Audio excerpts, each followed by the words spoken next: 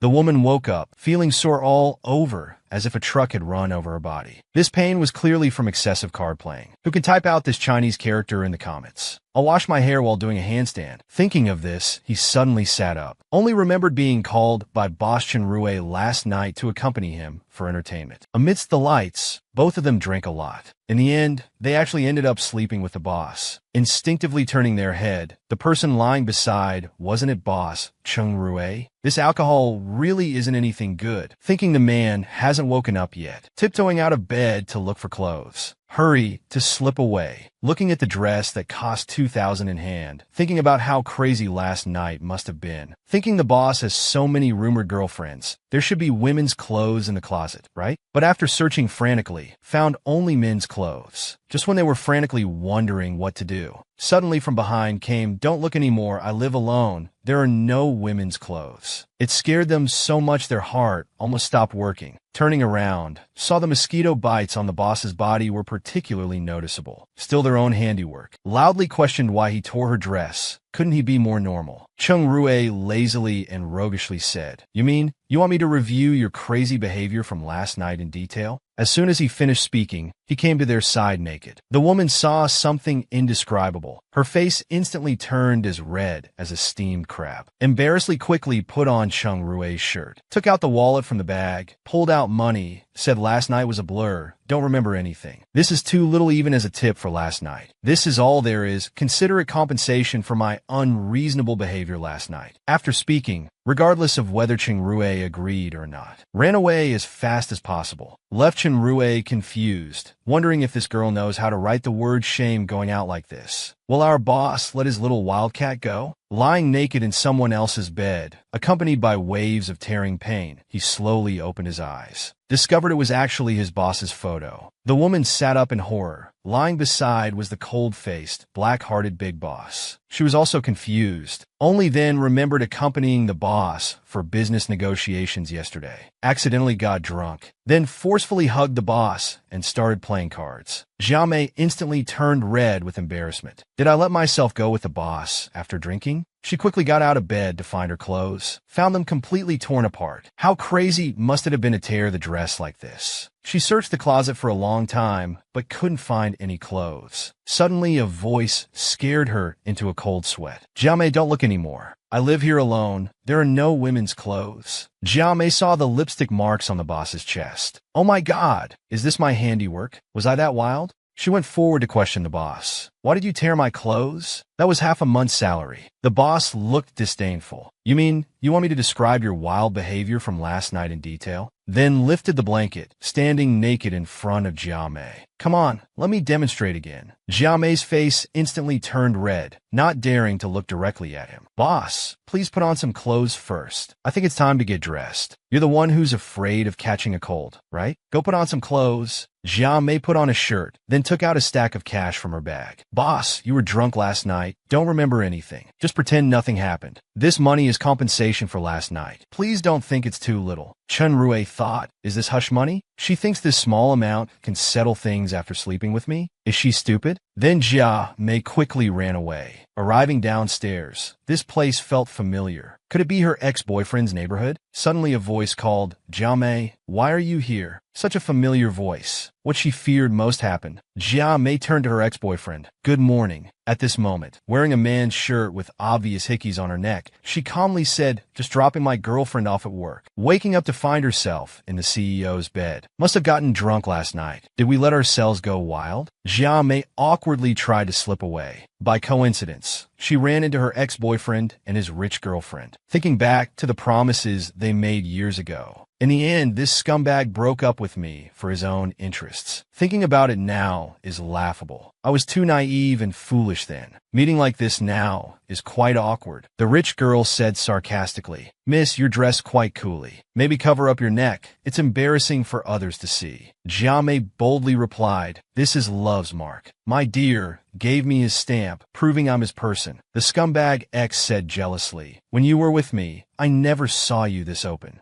Just then, The boss arrived in his luxury car. That's because you couldn't satisfy her. Without saying anything, he went forward and acted mischievously. Why do you tell everything to others? Jiao Mei was both surprised and happy. You're so bad, but I like it. Then the boss hugged Jiao Mei and said, sorry, our Jiao Mei just loves showing affection in front of others. This unsubtle little habit. I'll have to scold her when we get back. The rich girl recognized him as the wealthiest young master of the Chung family in Jiang City. The scumbag X felt even worse and left directly with his girlfriend. Jiao Mei got into the boss's car. Seeing them all, the boss got out. Jiao Mei immediately asked, President Chung, are you here to inspect? Do you think your current outfit is appropriate? You might not care about being posted online, but my company still needs to maintain its image. Jiao Mei angrily said, Boss, can't you speak nicely? Must you always be sarcastic to feel good? Soon the boss bought some clothes. Jiao Mei was shocked seeing the price tag. This is several months of my salary. Embarrassedly said, I'm just a small employee. You're buying such luxury brands? I can't afford to repay you. The boss continued teasing. You could afford hush money. How can you not afford branded clothes? Such a sharp-tongued man. Jiao Mei was about to change clothes. The boss grabbed her. Are you stupid? Don't you see the car windows are still open? Jiao Mei was embarrassed. She was so focused on him, she forgot about the open windows. Her mind really wasn't working. After the spring night, Jiao Mei's mind was filled with thoughts of the boss's attractive figure. Looking in the mirror, she smiled secretly. Chen Rui had good taste. The clothes fit perfectly. Luxury brands really do feel different when worn. Soon Jiao Mei arrived at the office. Her roommate Xiao Li immediately asked where she went partying last night, not coming home. Feng Jie,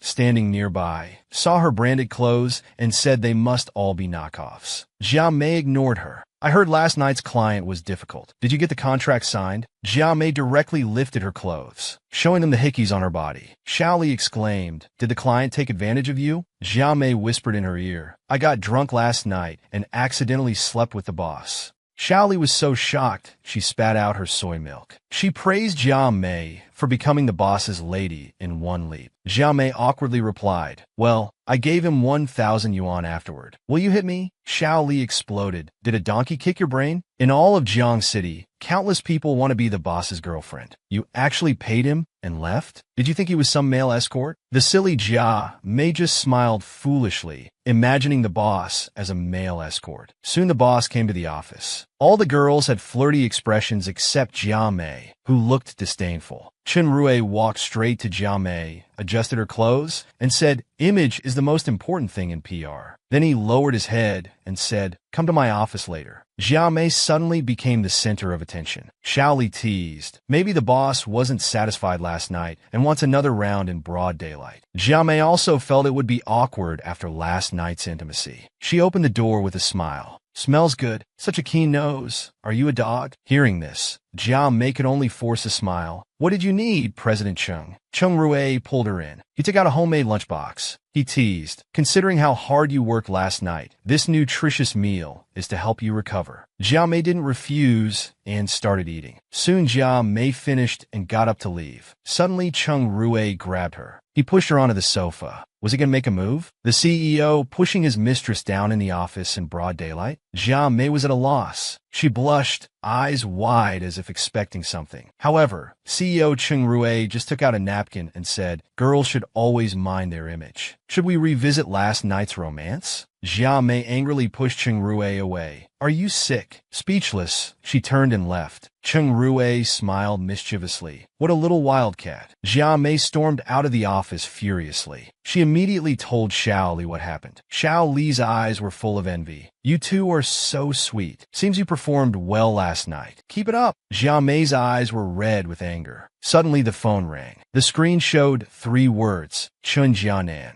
Jiao Mei answered the phone with a puzzled look. The scumbag was already waiting downstairs at the company. Jiao Mei walked up to him. Why are you looking for me? We have nothing between us anymore. As she turned to leave, the scumbag quickly grabbed her. Xiao Mei, when I broke up with you, did you hate me? Jiao Mei shouted angrily. You think too highly of yourself. Say what you need to say. What's going on between you and that guy this morning? What else could it be? It's exactly what you saw. My business is none of your concern anymore. The scumbag immediately begged. Xiao Mei, I've always loved you. Once my company gets through this crisis, I'll break up with her immediately. Can we start over? Jia Mei immediately delivered a kick to his groin. Are you even a man? The scumbag fell to his knees in agony. Jia Mei angrily hit him. I must have been blind to fall for such a shameless person like you. The scumbag was covered in bumps, crying, I really do love you. Jia Mei said more angrily, get lost. Then she turned and left gracefully. The scumbag left reluctantly. Meanwhile, Cheng Rui witnessed everything from the window. On her way back, Jia Mei got increasingly angry and smashed her phone on the ground. I must have been blind to fall for him. The phone landed on a passerby's foot. Coincidentally, it was CEO Cheng Rui.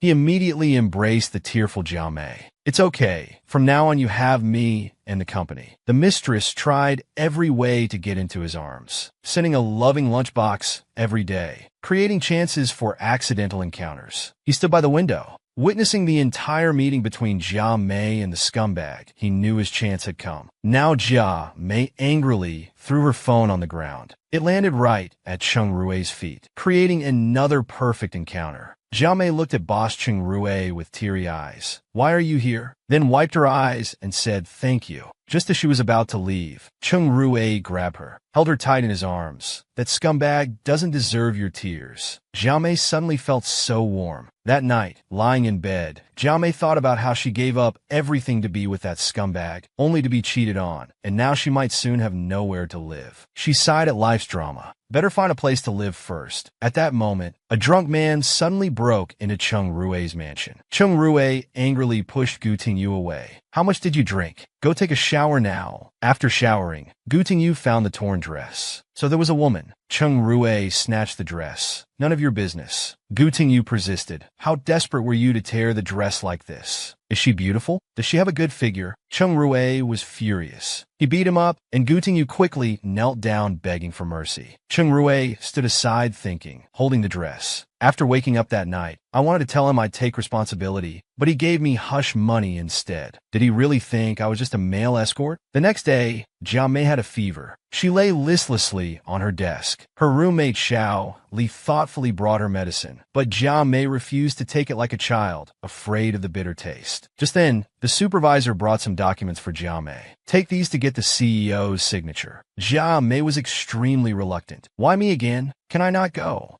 Reluctantly, Jia Mei went to the CEO's office. She was stunned by what she saw. A beautiful blonde woman was embracing him. Could the CEO also be a playboy, having fun with girls during work? And his beloved woman just happened to see it. Jia Mei was embarrassed and turned to leave. Sorry, boss. I didn't see anything. Please continue. I ruined the boss's moment. Will he fire me? The boss immediately called out to Jia Mei. It's not what you think. The beauty beside him recognized her college classmate Hao Jia Mei. Jia Mei was also surprised. You're Cheng Fei. They started chatting about old times, completely ignoring the big guy. Cheng Rui is my brother. I came to ask for his help. Jia Mei was speechless. Are you sure he's your real brother? Yes, despite his good looks, he has a terrible temper. Jia Mei forced a smile. If Cheng Fei knew I slept with her brother, how would she react? Then Jia Mei stood up to leave. Suddenly she felt dizzy. As she was about to fall, Cheng Rui caught her. He softly asked, Are you okay? Jia Mei's face turned red instantly. She thought, he's so handsome. Chen Fei noticed something between them. Jia Mei shyly said, I'm fine, just a little cold. Brother, as a boss, you should show some kindness and give your sick employee some time off. With that, Cheng Fei prepared to take her to lunch. Jia Mei awkwardly asked, Why is so? Chen coming too? Cheng Fei joked, My brother? He's the money bag. Might as well use him. The three arrived at a health food restaurant. Brother, I want meat. Who wants to eat leaves here? Cheng Rui turned and replied, Jia Mei is sick. It's better to eat light food and less meat. Jia Mei smiled slightly. It's okay. I want meat too. Cheng Rui suddenly turned sly, gradually asking, Seems like that bowl wasn't enough. How much are you willing to pay for meat this time? Jia Mei suddenly realized the meat he was talking about definitely wasn't the same meat she meant. Bastard pervert. This seemingly innocent girl had actually slept with her friend's brother. The next day, they acted as if nothing happened, accompanying his sister to lunch. The sister noticed something between them and teased Jia Mei with a mischievous smile until she was speechless. The brother came to the rescue domineeringly, giving her a big punch. Stop talking nonsense. The sister looked wronged. Love really makes you forget family. During their chat, the sister learned Jia Mei was looking for a place to stay. She immediately invited her to live together, and Jia Mei happily agreed. After the meal, the sister left early, leaving the two of them to their private world. Cheng Rui immediately seized the opportunity. Here's cold medicine for you. Take it quickly. Jia Mei smiled and replied, It's too bitter. I don't want to take it. Cheng Rui smiled foolishly, but it's not bitter. Jia Mei immediately changed her expression. Not bitter? You're treating me like a child. Why don't you try it yourself? Chen Rui immediately opened the bottle cap. He smiled foolishly. I'll show you by taking it. Suddenly he embraced and kissed Jia Mei. Little wildcat, is the medicine still bitter? At that moment, Jia Mei's mind went blank. The sudden display of affection scattered everywhere, leaving only the editor to silently endure. Cheng Rui caressed Jia Mei's face and said, Next time if you don't take your medicine obediently, I won't mind feeding you this way. Back at home, Jia Mei stared at the medicine in her hand, wondering about its taste. Even children know medicine is bitter. However, Jia Mei recalled, Why did the medicine CO Chang fed me taste sweet? Thinking back to what he said, Jia Mei finally realized, Bastard, he clearly took advantage of me on purpose. A few days later, Jia Mei moved in with Cheng Fei. Jia Mei was very happy. Such a nice house, I love it so much. As Jia Mei was organizing her clothes, Cheng Fei noticed a man's shirt. Is this from that jerk? You're still keeping it? Jia Mei panicked. No. She thought how awkward it would be if she knew the shirt was Cheng Rui's. Cheng Fei teased. This is a luxury brand. Must be a rich guy. My brother loves this brand too. Jia Mei shyly grabbed the shirt. This shirt is my father's. Cheng Fei smiled slightly. Who would believe that? Meanwhile, Cheng Rui called, Come downstairs. I'm moving to the apartment opposite yours. Then the two went downstairs. Jia Mei helped Cheng Rui move his things. CEO Cheng, why leave your mansion to live in a small apartment? Chen Rui immediately cornered her in the elevator. Are you saying you don't want me as your neighbor? And as neighbors, what kind of sparks would fly between them? Just move to a new home, only to find the neighbor is the CEO boss. As soon as they met, Chen Rui cornered her in the elevator. We're neighbors now. He held Jia Mei and said, Shouldn't you take care of your new neighbor?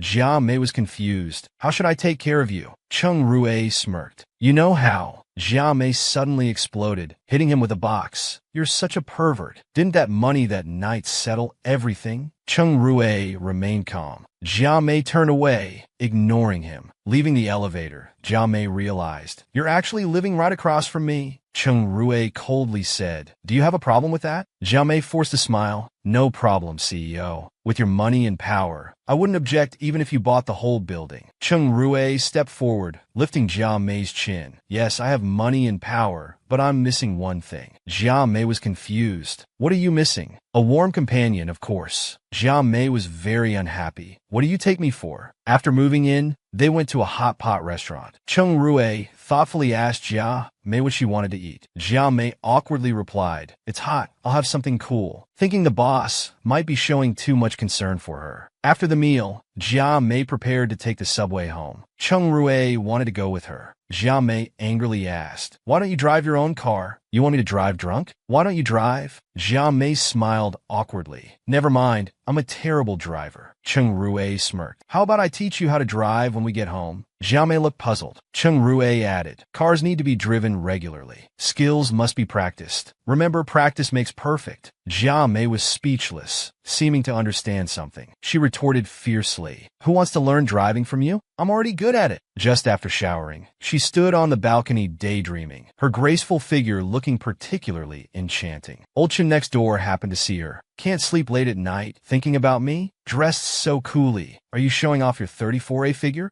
Jia Mei angrily replied, I'm clearly 36C. At this moment, Cheng Rui looked smug. Jia Mei immediately covered her mouth. Oh no, tricked by the boss again. Cheng Rui, you're such a pervert. At this time, Tingyu came out. Little Rui, who are you talking to? Cheng Rui pushed him away. This girl is wearing so little. Don't let him see. Jia Mei looked confused. Little Rui is so passionate. Could CEO be? Jia Mei quickly covered her mouth and said, CEO, my lips are sealed. I promise not to reveal your secret. She immediately turned and left. leaving Chung Rue standing confused in the wind. The next day, Jia Mei came to the company. The supervisor praised her publicly and encouraged her to keep working hard. Behind her, Phoenix was full of jealousy, turning to gossip with other colleagues. She's just a green tea bitch, definitely seducing our CEO. She must have already slept with him. Otherwise, how could she get such special treatment? Unfortunately, Jia Mei overheard it, so it was her slandering me behind my back. Jia Mei angrily pushed open the door, clenched her fists, full of killing intent. The three tried to maintain composure. What are you looking at? Jia Mei stepped forward and slapped her hard, distorting her face. Phoenix was furious. How dare you hit me? Jia Mei retorted fiercely. I hit you because you deserved it. Phoenix lunged at her. Even my mother hasn't hit me. Who do you think you are? Why are you two just standing there? Get her! The three of them beat up Jia Mei. Suddenly, CEO Chen got into a fight for a junior employee. He saw Jia Mei was injured. He immediately scolded everyone. Do you think the company is a marketplace? All of you, get to my office now. He angrily questioned the supervisor. The quality of your subordinates is really something. The supervisor was too scared to speak.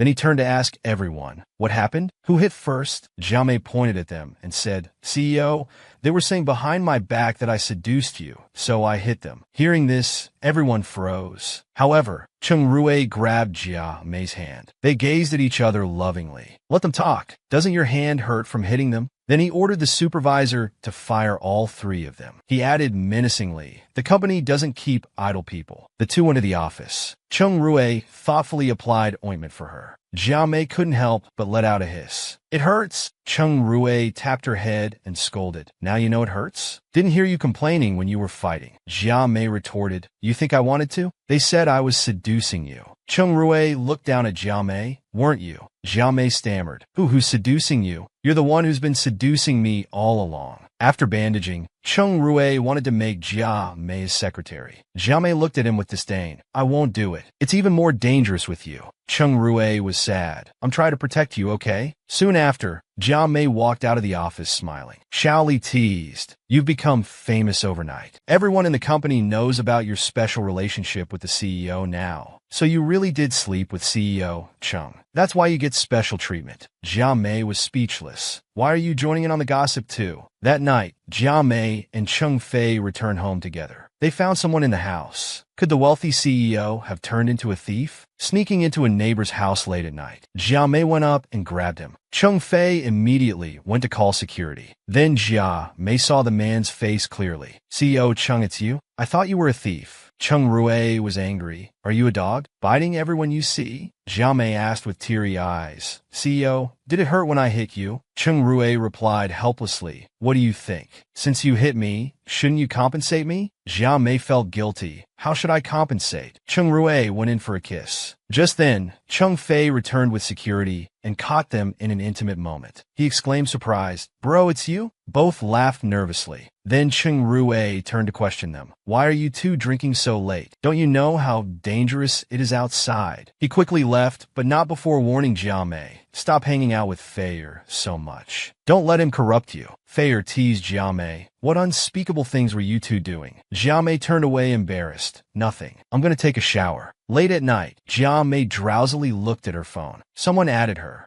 I hate hush money. Could this nickname be Chung Rue? Meanwhile, Chung Rue happily looked at his phone. She's smart. She knows it's me. Then he messaged her saying he left it on the coffee table. Remember to apply medicine. Jia Mei stared at her phone. Why is he so nice to me? Protecting me at work during the day. Meeting secretly in the living room at night. Could he really like me? The next day at the company, Chung Rue quickly checked her injuries. Why did it get worse? He immediately pulled her to go to the hospital. Jia Mei quickly said, no need. I applied medicine. It might be better tomorrow. Chung Rue gave her a sharp look. I won't say it twice. It's just a scratch. But the CEO forcefully took her for a checkup. Unexpectedly, her leg was also affected. They found the hospital director's friend, but were told to queue up for registration. Chung Rue took out his phone. Want to bet one phone call could cost you your job? The man immediately changed his attitude and came forward to examine the young lady. Nothing serious. If you're worried, we could take an x-ray. They both responded at the same time. Jia Mei said no, but Chung Rue insisted yes. They stared at each other. Don't forget, there's a single person here. I just ate. Don't want to eat more dog food. You know Chung Rue's temper. Better do as he says. Soon after, they took the x-rays to the doctor, who told them it was fine, just need some medicine. Then they left. Chung Rue followed Jia Mei asking, "Why not take the elevator?" Jia Mei smiled. "The elevator's crowded. Stairs are faster. You've been out so long. There must be lots of urgent matters at the company." Chung Rue smirked. "You're so thoughtful. Perfect to be my better half." Jia Mei looked disdainful. She quickened her pace. She accidentally slipped. Chung Rue immediately grabbed her. They fell down the stairs together. Jia Mei fainted. Chung Rue was very worried. "Please be okay." He quickly carried her back. His friend was bewildered. "What happened?" "You left walking. Now you're back horizontal." After settling Jia Mei, his friend asked, "Is it because she's also called Jia Mei?" Before he could finish, Chen Rue interrupted. "I know what I'm doing." His friend patted his shoulder. Friendly reminder, don't dig yourself into a hole like last time. Chen Rue said he understood. Soon Jia Mei woke up, surprised to see her leg in a cast. "I've become the CEO who turned into a full-time caretaker, taking care of all the patient's needs." Jia Mei shyly looked at her boss. "I need to use the bathroom." The boss didn't hesitate, ready to carry her. "You can't move well. I'll carry you." Jia Mei nervously clutched her clothes, but we're different genders. Chung Rue didn't mind. "What? Now you're shy." "You weren't shy when you pounced on me that night." Jia Mei awkwardly replied. "That night's in the past. Will you remember it forever?" Chung Rue whispered. "Yes, you need to take responsibility." Jia Mei got annoyed. "You're a man. You didn't lose anything. I'm a young girl. You should take responsibility." She fell right into his trap. "Fine, I'll take responsibility for life." Baby's heart aches, but baby won't say. After returning, Chung Rue said he'd personally care for her. "We've done the most intimate things anyway. Nothing's inconvenient anymore." Jia Mei pushed him away. "I don't want that. I'd rather hire a nurse." Chung Rue calmly replied, "With your salary? You won't have money left for food if you hire a nurse." Jia Mei angrily said, "How dare you say that? It's all because you capitalists exploit us." Chung Rue gently held Jia Mei. "My baby, only I can take care of you. No one else can touch you."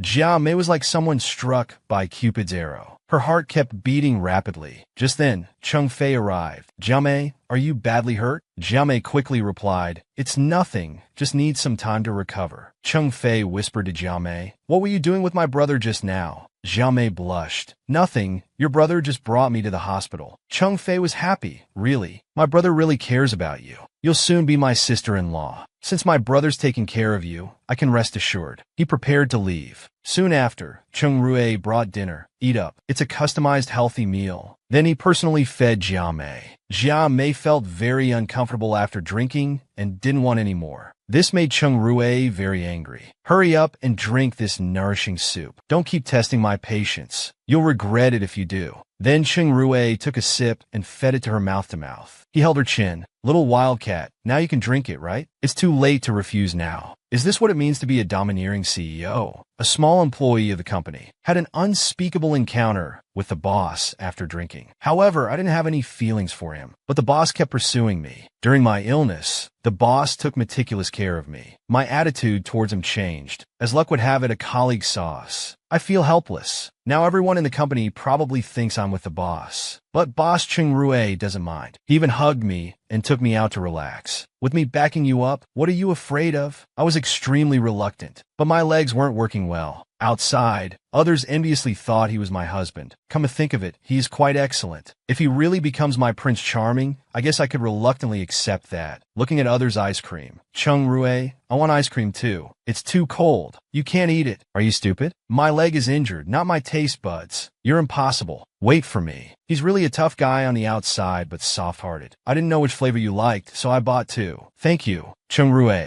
let's eat together then." "I don't want to. Only girls eat that. I'm a grown man. I won't eat it. Let's see if you eat it." I forcefully fed the boss. I didn't expect it to be so delicious. This is my first time trying it. However, the next morning when I woke up, he was sleeping in my bed. This is so embarrassing. This is a hospital room. "Chung Rue, get up. Why are you shouting so loud? Can't even sleep. Why are you sleeping in my bed? You fell asleep in the wheelchair last night, so I carried you to bed. You didn't do anything inappropriate to me, did you?" He even teased me. What kind of things? Making love? Damn you, Chung Rue. You beast. I'll throw this at you. Chung Rue quickly dodged, but it hit the hospital director's face instead. Mrs. Chung, you're being too beastly. The young lady is still injured. How could she handle such activity? Everything needs moderation. She's recovering well and can be discharged. Just rest at home and she'll be fine. I was so embarrassed I couldn't face anyone. But Chung Rue didn't seem to mind. He complained the director was too nosy. Remember to be careful with vigorous exercise after discharge. I wrapped myself tightly in the blanket. This is all your fault. It's so embarrassing. But he acted like nothing happened. Don't worry. Nothing happened last night. Even if I wanted to, I'd wait until you're fully recovered. Then he kissed my forehead and said, silly girl. If you're not willing, how could I ever force you? I thought to myself, is Chung Rue confessing to me again? How Jimei coincidentally ended up living with her boss, but discovered he was involved with the company's secretary. Late at night, the two of them were in the same room. They wouldn't be doing something inappropriate, would they? I quickly snuck to the door to eavesdrop. I can't believe I'm doing something so sneaky. I wondered if I should knock. If I saw something I shouldn't, wouldn't that be awkward? Suddenly I lost my balance. I fell down. My heart was pounding immediately. This is not good. I had to act calm. I just came to ask if you two want dinner. The boss immediately picked me up. Don't run around with your injured leg. This girl is actually worried about me. After seeing the secretary off, he came back to find me. What were you sneaking around the door for earlier? Why didn't you just come in? I didn't want to. What if I interrupted your moment? I'd be the bad guy. Are you jealous? I blushed immediately. Who's jealous? He hugged me and explained that she was just there to report work. I remained stubborn. Who asked for your explanation? Put me down. What if the housekeeper sees? He continued carrying me downstairs. You've already been in my bed. Why worry about this? Soon after, I recovered well. The doctor told me I was fully healed. Just as I was about to say goodbye to the boss, I ran into my ex and his wife outside. He had the nerve to show concern for me. Couldn't he see his wife was angry? Then they started showing off their affection. But seeing my ex still made me sad. Seeing this, Chung Rue immediately embraced me, helping me save face. Then I pulled him away. Back in the room, I cried loudly. After all these years, I still couldn't let go. I'm so useless. Chung Rue walked in. Jimei, why are you so pathetic? What's the point of crying alone? I stood up to argue. Then what should I do? Can't I even cry? He gently wiped my tears. There are plenty of good men out there. Why hang yourself on one crooked tree? Open your eyes and look, there's one right in front of you. Why not cherish him? I asked confusedly. Chung Rue, do you like me? He looked down at me. Why else would you think I'd spend so much time taking care of you? Everything I've said and done for you has been sincere. I replied, crying, but I don't have the courage to love again. The handsome and wealthy tycoon was actually rejected, and he was desperately asking for another chance. He eagerly promoted himself to her. Handsome, sweet-talking, rich, and great at cooking. The woman told him she needed time to think. The man hugged her contentedly. I'll definitely show you my sincerity. The next morning, Jimei went to work in sweet attire. At the door, she met the boss. Chung Rue, get in the car. From now on, I'll drive you to and from work every day. Jimei was surprised. No need. I'm used to taking taxis. Chung Rue handed her a bottle of milk. From now on, I'm your driver. Available anytime. When you're tired from work, come rest in my office. Jimei sighed. Boss, I'm going to work, not to enjoy leisure. Why don't you become my secretary? Then you can openly slack off. Jimei was speechless. You're quite a boss, encouraging employees to slack off. Chung Rue just laughed silly. He looked down at Jia Mei and said, since I'm so good, shouldn't I get a reward? Before she could react, Chung Rue leaned in. Jia Mei exclaimed, Chung Rue, you're openly taking advantage of me. Chung Rue, having gotten his way, playfully asked her to return the favor. Jia Mei shyly got out of the car. At the company, the supervisor asked her to help with the product launch event. Jia Mei happily agreed. The mall was hosting a fashion show. Jia Mei was in charge of greeting guests. Suddenly, the supervisor found her. A model sprained her ankle. Quick, go try on the outfit and replace her. Jia Mei hesitantly agreed. However, in the changing room, she was speechless. It was a bikini set. By then it was too late for Jia Mei to escape. After a while, Jia Mei emerged in snow-white attire, feeling shy. Her colleagues praised her repeatedly. Jia Mei felt awkward, waiting nervously backstage. Her pure and elegant appearance stunned everyone as she walked out. She cast a charming glance, but then she ran into him. Chung Rue immediately gritted his teeth. Jia Mei broke into a cold sweat. Just then, an tactless manager came over. "Oh, Chung, I like this model. Introduce us. Let's hang out." Chung Rue smiled coldly. "You want to know?" The man foolishly nodded. What followed was a beating from Chung Rue, ending with, "My hands get itchy when I see people with loose mouths." Jia Mei was shocked, having never seen him like this before. Chung Rue pulled Jia Mei down from the stage, held her firmly in his arms, covered her with his own jacket. Glancing at the man behind, he fiercely declared while holding Jia Mei, "She's my woman." Jia Mei's eyes filled with love. Chung Rue looks so handsome fighting for me. Pinned firmly to the ground, no amount of resistance helped. Her voluptuous figure was incredibly alluring. However, the man didn't go further, just warning her never to wear such revealing clothes again. The woman complained, "Why are you so controlling? Do I need your approval for what I wear?" The man became angry, warning this was the last time. Then he turned and left, leaving Jia Mei alone in thought. Suddenly, a stranger embraced her, seeing her beauty, and wanted to invite her to chat at a hotel. Chen Rue grabbed his arm. "She's my woman. You're not worthy to be with her." The man was thrown hard to the ground, crying in pain. Jia Mei watched the handsome Chen Rue, thinking that took too long. Chen Rue came to check if she was hurt. "How, Jia Mei? Can't you be more careful? You attracted attention in just a moment." Jia Mei looked at him with disdain. "No, it's because you left me earlier." Chen Rue angrily pulled her along, planning to deal with her properly when they got back. Jia Mei looked confused, not knowing what she did wrong. The two sat in the wooling car preparing to go back. Chung Rue couldn't help stealing a glance at Jia Mei. "Don't peek. I'm about to change clothes." Chung Rue immediately blushed. "Now you're feeling shy? You weren't embarrassed when everyone was watching you on stage." After their argument, Jia Mei was so angry she bit him. Chung Rue pulled her out of the car. He left angrily by himself, leaving Jia Mei alone again. The sky wasn't kind either, as it started to rain. Rain-soaked Jia Mei felt sad, crying as she ran in the rain, thinking I'll never talk to him again. Suddenly, someone grabbed her. Looking pitiful, she turned around. It was Chung Rue. Jia Mei angrily pushed him away. "Didn't you abandon me? Why are you back now?" Then she wiped her tears alone. Chung Rue stepped forward and held her tight. "It's all my fault. But do you know how angry I was seeing others looking at you lustfully?" Jia Mei pouted and humphed. She shyly moved closer and bit his lip. "This is punishment for abandoning me." This made Chung Rue shy. Hugging Jia Mei again, he said, "This punishment isn't enough. Need more." Jia Mei hugged him tightly too. They kissed in the rain, unwilling to part. Scene changes, they arrived at a restaurant. Soaking wet, Jia Mei complained, "I'm not even hungry. Why are we at a restaurant?" Chung Rue smiled. "Women change moods faster than turning pages. You were just kissing me." Jia Mei explained loudly. "That wasn't a kiss, it was a bite." Chung Rue stroked her hair. "If you like biting so much, you can bite me all you want after we shower at home." Jia Mei realized she'd fallen for this playboy's tricks again. Then Chung Rue leaned in and asked, "What are we now?" Jia Mei pulled his tie, looking at the shy Chung Rue,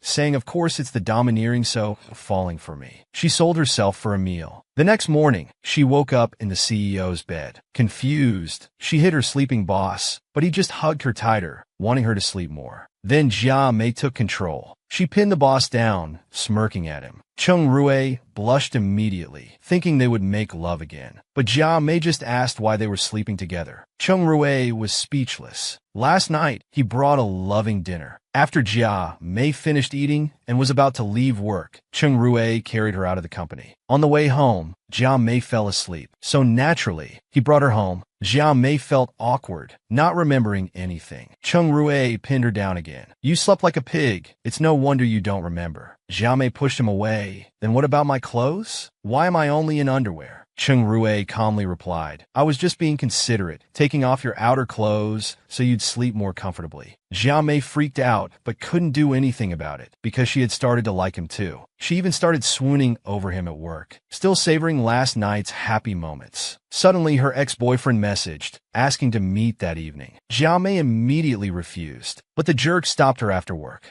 Jia Mei said this would be the last time, after which they'd have nothing to do with each other. Then she got in the car and left. Little did she know Cheng Rui saw this scene. He immediately had his driver follow them. It turned out the ex wanted to cooperate with Cheng Rui's company, so he came to ask Jia Mei for help. Jia Mei refused immediately. Unexpectedly, the ex played the emotional card, bringing up their past together. Jia Mei got even angrier and threw her drink in his face. As she turned to leave, the ex wouldn't let her go. Suddenly, a kick flew in, hitting the ex in his weak spot. The ex collapsed instantly, crying out in pain. It was Cheng Rui coming to the rescue. Holding Jia Mei, he threatened the ex fiercely. "If you dare harass my girlfriend again, I'll make sure you can never have children." Jia Mei looked at Cheng Rui. "Why are you here?" Cheng Rui replied nervously, "If I hadn't come, someone would have bullied you." Jia Mei looked at him shyly. "Wow, my Prince Charming is everywhere." Then Cheng Rui asked the ex if he had any other business, saying they needed to go home to exercise. He looked lovingly at Jia Mei and asked, "Right, dear?" Jia Mei happily agreed. After they left, Cheng Rui angrily asked, "Did I interrupt your reunion with your ex?" Jia Mei scoffed. "Yes, you ruined it. Stop pretending to be my boyfriend. It's embarrassing." As soon as she said it, Jia Mei knew she'd said something wrong. How would she ask for forgiveness? To please the boss, she gave herself up. They got drunk and played a strip rock-paper-scissors game. The woman didn't win once, but kept insisting to continue.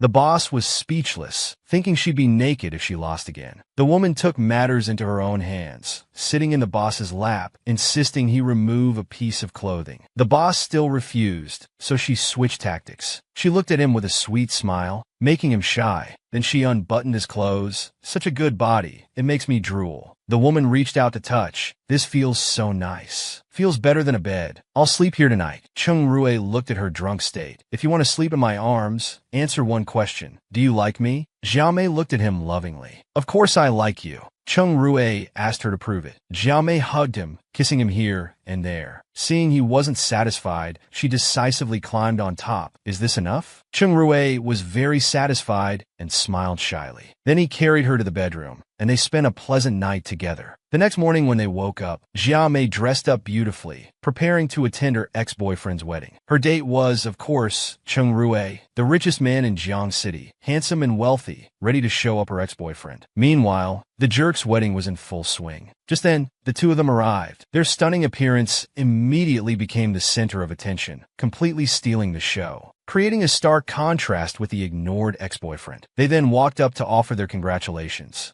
Jia Mei took the chance to show off their love, playfully punching his chest like a young girl. The two were completely lovey-dovey, not caring about others' feelings at all. After making everyone jealous, they happily walked away, leaving the ex to suffer silently. Then Cheng Rui, while eating cake, asked if she felt uncomfortable. Jia Mei looked at him happily. "Today I'm officially saying goodbye to my past. I've completely let him go." Cheng Rui caressed Jia Mei's face. "Since you've let go of your past, can I be part of your future?" Just then, a beautiful woman with long hair approached, calling Jia Mei by her nickname, Nan Nan. Jia Mei surprisingly responded, "Sister-in-law? How come it's you?" They chatted for a while. Then the sister-in-law pointed behind her. "Your brother is coming." Jia Mei turned around smiling. "Brother, long time no see." The distinguished-looking man before her was Jia Mei's brother. Jia Mei immediately showed her concern for him. Her brother complained teasingly, "You, the noble third miss, do you still care about me?" It turned out Jia Mei's background wasn't simple. Miss Jia had given up everything for love, only to be taught a harsh lesson by reality. The ex had cheated with a rich beauty and still invited her to the wedding. Thinking about how she had fallen out with her family for that jerk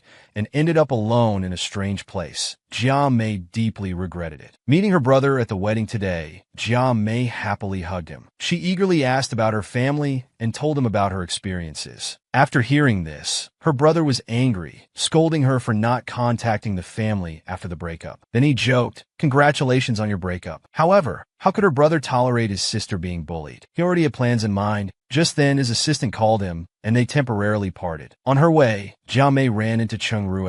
It turned out they knew each other already, but he didn't know he was Jia Mei's brother. They exchanged brief greetings. Then Cheng Rue went to find Jia Mei. The wedding ceremony began. Cheng Rue noticed Jia Mei lost in thought. He immediately comforted her. "I'll treat you well. Our wedding will be 100 times better than this." Meanwhile, Jia Mei's brother slowly walked onto the stage. It turned out he was the city mayor and was here to officiate the ex's wedding, taking this chance to get revenge for Jia Mei. He gripped the ex's hand firmly. The ex was sweating from the pain. Her brother took the microphone and gave a lecture, then turned to whisper to the ex, "Mr. Chen, thank you very much for taking care of my sister Jia Mei before. I'll make sure to take good care of you from now on." The ex was so scared his legs gave out, and he collapsed onto the ground. Her brother dropped the microphone and left, leaving the ex making a complete fool of himself at the wedding. Jia Mei was happy that her brother got revenge for her. She thought to herself, "My brother is even scarier than the devil Cheng Rue."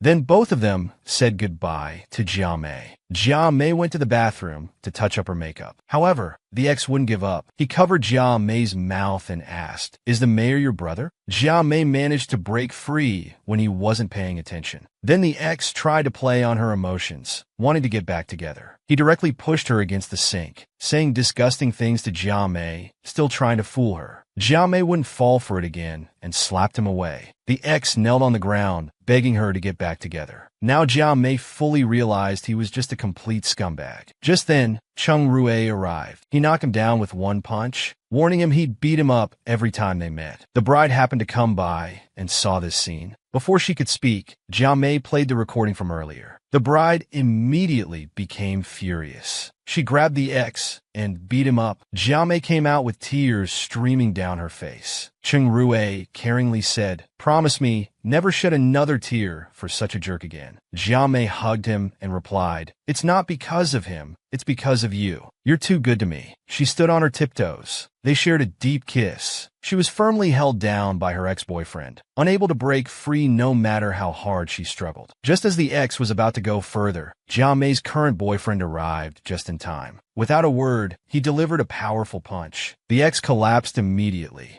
Cheng Rue warned him fiercely to stay away from Jia Mei, threatening to beat him up whenever they met. Then he took Jia Mei away. Seeing Jia Mei upset, Cheng Rue decided to take her shopping. They bought matching couple outfits. Then Cheng Rue took her to watch a movie. But the movie was full of romantic scenes, making both of them feel awkward. Watching the passionate couple in the back row, Cheng Rue became restless. He pulled Jia Mei out. He laid her down in the back seat. Jia Mei blushed, not knowing what to do. Cheng Rue looked at her with a mischievous smile. Jia Mei timidly asked, "What are you doing?" Cheng Rue looked at her and asked, "Can I kiss you?" Jia Mei didn't refuse. Then they shared an intimate moment. The next day, Jia Mei went sightseeing with her brother. In the car, she realized she was being taken to a blind date. They arrived at the scenic area. The man thoughtfully bought milk tea. Jia Mei turned to look at him. Cheng Rue's image suddenly appeared in her mind. Just then, Cheng Rue called. Jia Mei answered and explained the situation, then hung up before he could respond. On the other end, Cheng Rue was very angry, looking at his phone, unable to calm down. That night, the man confessed his feelings to Jia Mei. But all Jia Mei could think about was Cheng Rue.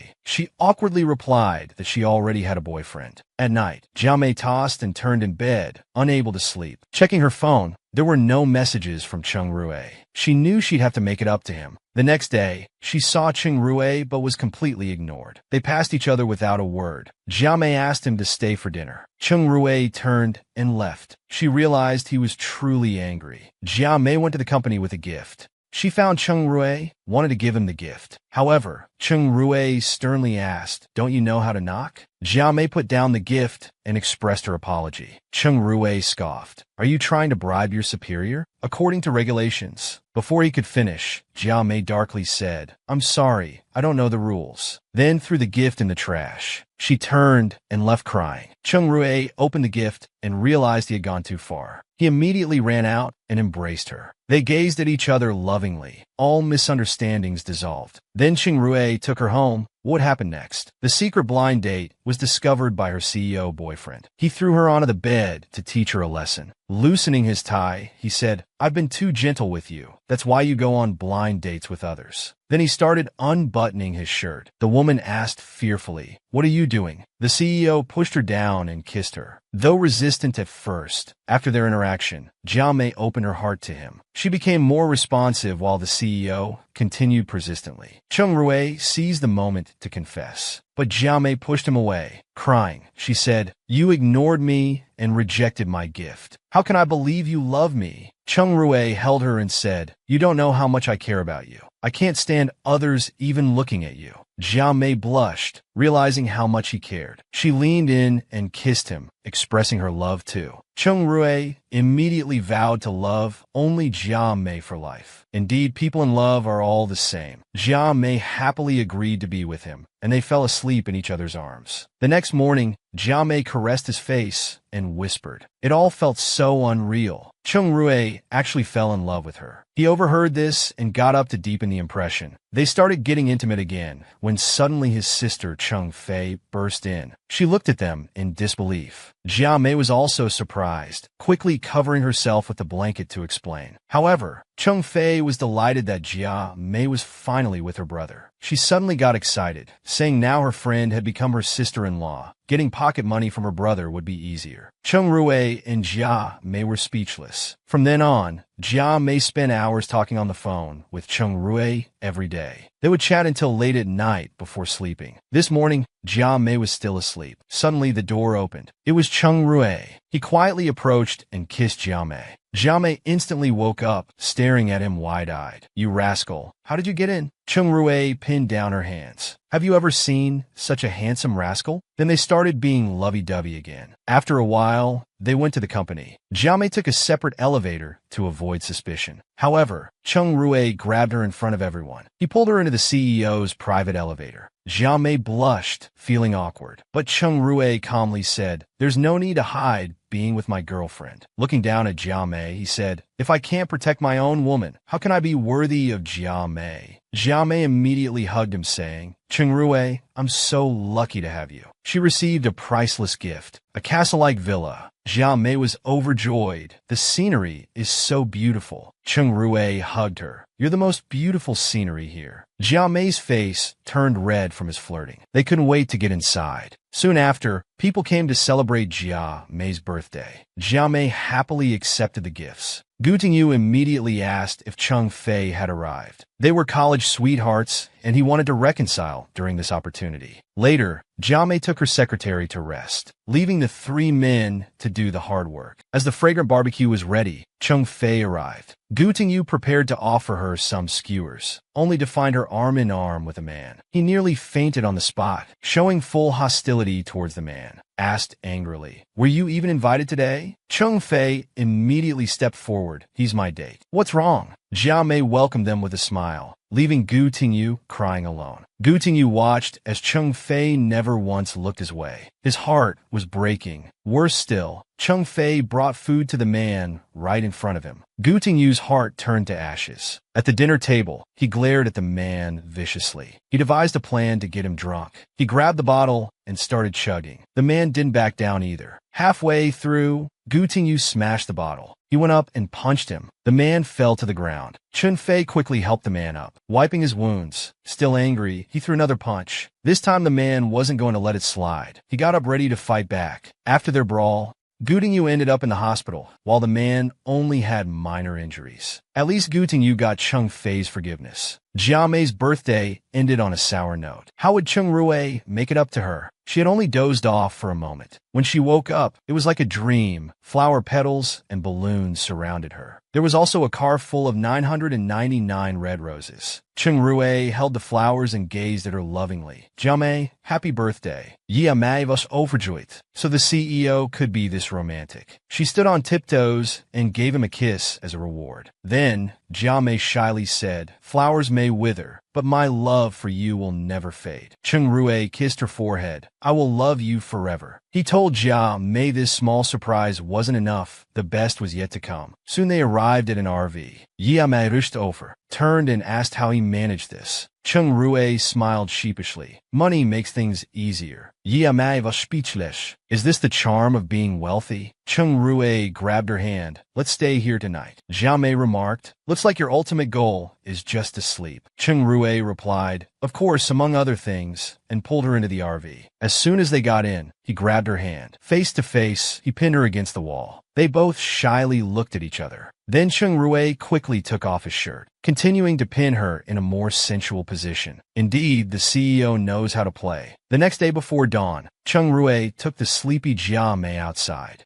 Soon the sun peaked over the horizon. Jia Mei loved watching the beautiful sunrise. Then Cheng Rui took out a small box. Facing the auspicious sunrise, he handed it to her. Jia Mei, I have another small gift for you. Open it. Jia Mei slowly opened the box. It was a pair of matching rings symbolizing eternity. She was immediately moved to tears. She whispered, is this very precious? Cheng Rui gently wiped her tears. He happily replied, this is passed down to the Cheng family's bride. Jia Mei was surprised and happy. It came so suddenly. Cheng Rui contentedly hugged Jia Mei. The rest of my life will only be you and our children. Jia Mei hugged him happily and said, Cheng Rui, I will love you forever. A perfect moment with the perfect person. Their passion deepened as they embraced and kissed intensely. The CEO was addicted to his girlfriend's charm, daydreaming about her early in the morning. He quietly watched the woman lying beside him, savoring last night's passion. Just then, Jia Mei slowly opened her eyes, realizing she would be late for work. She got up anxiously, ready to leave. Cheng Rui noticed her trembling legs as she walked. He immediately hugged her. You can barely walk. How can you go to work? Jia Mei rolled her eyes. This is all because you were too wild last night. Cheng Rui looked at her mischievously. You were exhausted last night too.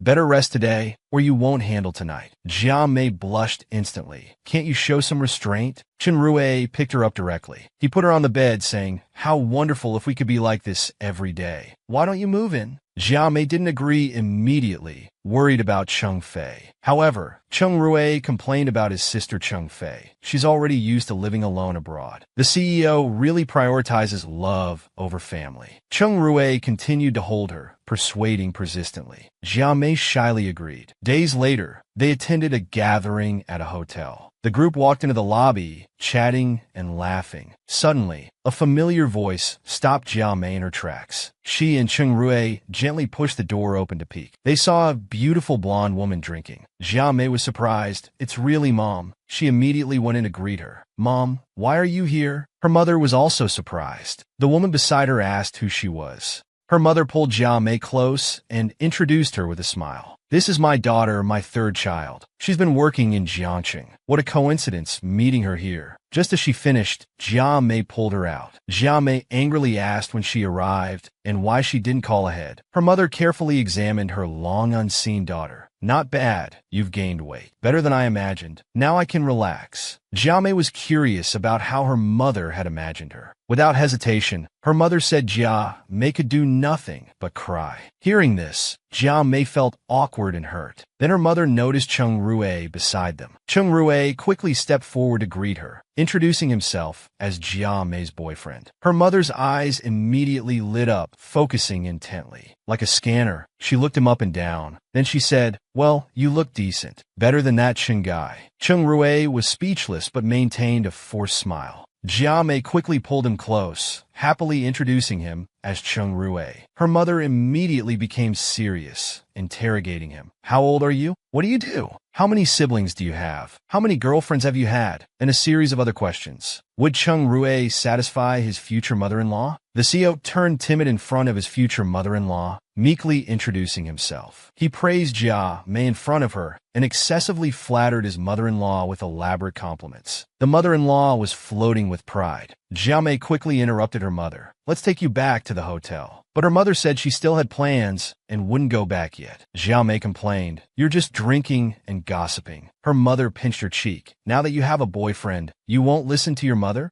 Jia Mei apologized with a grin. Cheng Rui observed the situation, thinking his future mother-in-law would be difficult to please. As they prepared to leave, Jia Mei reminded her again to drink less. Her mother agreed with a smile, then turned around and shouted, let's keep drinking, shocking Jia Mei. Just as they left the hotel, Cheng Rui immediately made a call. He was notifying the hotel manager to charge his mother-in-law's expenses to his account. Jiamei happily praised Cheng Rai's thoughtfulness. Cheng Rui hugged her, saying, "Now that your mother's here, I must make a good impression as your future husband." Jiamei pushed him away. "You talk as if I have no choice but to marry you." Cheng Rui pressed her against the car, caressing her face and forcing her to agree. "If you don't agree, see how I'll deal with you tonight." Jiamei blushed immediately. "Cheng Rui, can't you think about anything else?" Cheng Rui hugged her playfully. "My mind is full of you." That evening, Jiamei called her brother. She asked why their father hadn't come. It turned out their parents had fought, and their mother had left their father behind. Jiamei thought about her poor father and felt quite happy. Cheng Rui saw her and jealously asked who she was calling. Jiamei explained the situation. Then she hugged him, smiling, wondering how her parents had cultivated their relationship for over a decade. Cheng Rui lifted her chin. "Being together needs love and tolerance. We'll be the same." Jiamei was very satisfied. "Then I look forward to your performance." They started being playful again. The next morning, while they were still sleeping, suddenly the phone rang. Cheng Rui answered, asking who it was. On the other end was Jiamei's mother. Her face darkened with anger. How would Jiamei and Cheng Rui handle this? The cohabiting couple was caught by the future mother-in-law. How should the CEO handle this? Cheng Rui calmly answered Jiamei's phone. Only then did he realize it was her mother. Her mother said expressionlessly, "I'm looking for Jiamei." Cheng Rui nervously replied that she hadn't gotten up yet. He then tried to pass the phone to Jiamei, but she said it couldn't be her mother. She must still be drunk from last night, and asked Cheng Rui to sleep more with her. Her mother heard everything and smirked coldly. "My daughter is really attached to you. Looks like I need to have a good chat with you both." Just then, Jiamei suddenly woke up.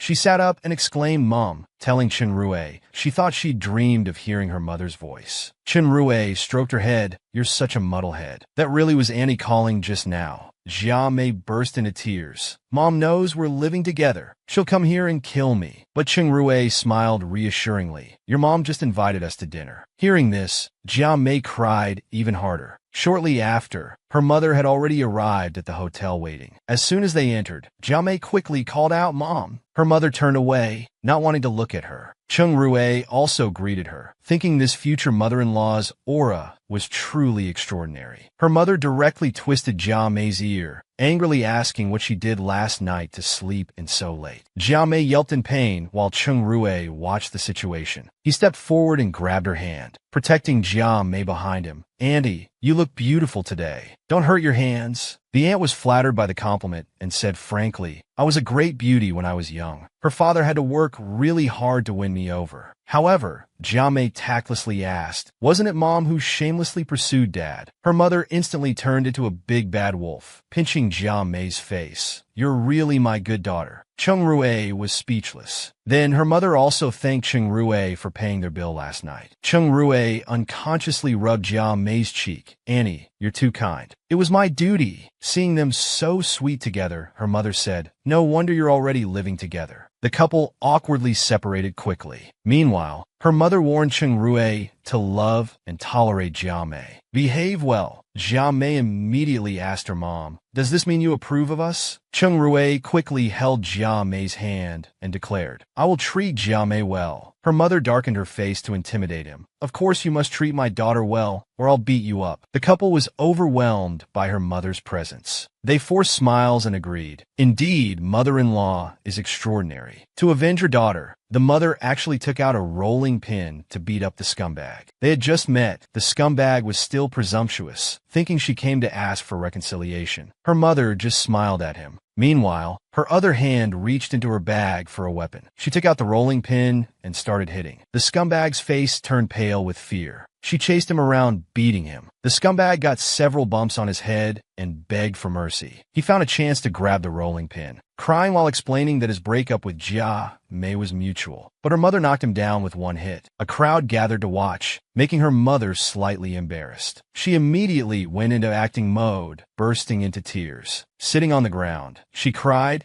and complained to everyone that the scumbag abandoned her daughter for money to marry a rich girl. Everyone started discussing. The scumbag got up holding his head, telling everyone the woman was lying. Everyone stepped back. His image was completely ruined by now. Her mother continued mocking him. It's not easy being a gold digger these days. The scumbag knelt down crying. His future was completely ruined. Meanwhile, while her mother was away, Jia Mei and Cheng Rui couldn't wait to be sweet together. Just as they were about to get intimate, the phone suddenly rang. Cheng Rui didn't want to be disturbed, but Jia Mei picked up the phone and secretly glanced at it. She immediately pushed him away. It's Mom. Cheng Rui felt awkward. We must answer Mom's call. Jia Mei looked at her phone in shock. The scumbag was beaten into the hospital by my mom, then showed Cheng Rui the hospital photo. If you ever treat me badly, this will be your future. Cheng Rui looked at the phone and smiled foolishly. My mother-in-law is truly a heroine. He didn't take Jia Mei's words seriously. Jia Mei immediately changed her expression. Cheng Rui quickly stood at attention, promising Jia Mei his eternal devotion. They sat on the sofa talking about her mother. It turned out her background wasn't simple, from a gang boss family. Cheng Rui broke into a cold sweat, stammering, "No wonder she's so fierce." Jia Mei held his chin. "You better be careful in the future." Cheng Rui smirked. "It's okay. I only dare to bully you in bed." Jia Mei instantly blushed, pulling his ear, saying, "Cheng Rui, you're getting naughty." Cheng Rui smiled. If a man isn't bad, women won't love him. Then Jia Mei told him she needed to go back with her mother for a few days. Cheng Rui immediately gave her his gold card, telling her to spend freely, to buy things with her mother. Jia Mei happily took the gold card. "Husband, I'll miss you." But she was caught by her ex-boyfriend who tried to force himself on her. She received a call at the station, then looked around in fear. Suddenly a hand covered her mouth, knocking her unconscious. When she woke up, she found herself taken to the scumbag's house. He looked at Jia Mei with an evil expression. At this moment, Jia Mei secretly took out her phone and called Cheng Rui.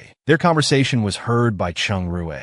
The scumbag discovered and grabbed Jia Mei's hand. He threw the phone out the window and started assaulting Jia Mei. Jia Mei pushed him away. She got up preparing to escape. Just as she was about to open the door, the scumbag grabbed her, threatening that she couldn't leave today. Meanwhile, Cheng Rui rushed over after hearing the news, speeding all the way. By now, Jia Mei was tied up, and the scumbag was preparing to do worse things. He told Jia Mei that he had lost everything, his reputation ruined, all because of her, angrily saying he was living worse than animals while she lived like royalty. Jia Mei retorted it was all the result of his arrogance. Unexpectedly, he became more aggressive, swearing to make Cheng Rui a cuckold. He slapped her. Jia Mei fainted. Just as he was about to go further, the door suddenly burst open. Jia Mei slowly opened her eyes. Cheng Rui was right in front of her. Jia Mei hugged him and cried. Cheng Rui repeatedly apologized for being late. The scumbag was caught by Gu Tingyu. Cheng Rui immediately punched him, then break his arm. The scumbag laid on the ground laughing. "Just kill me. I don't want to live anyway." Cheng Rui was about to act, but was stopped by Gu Tingyu.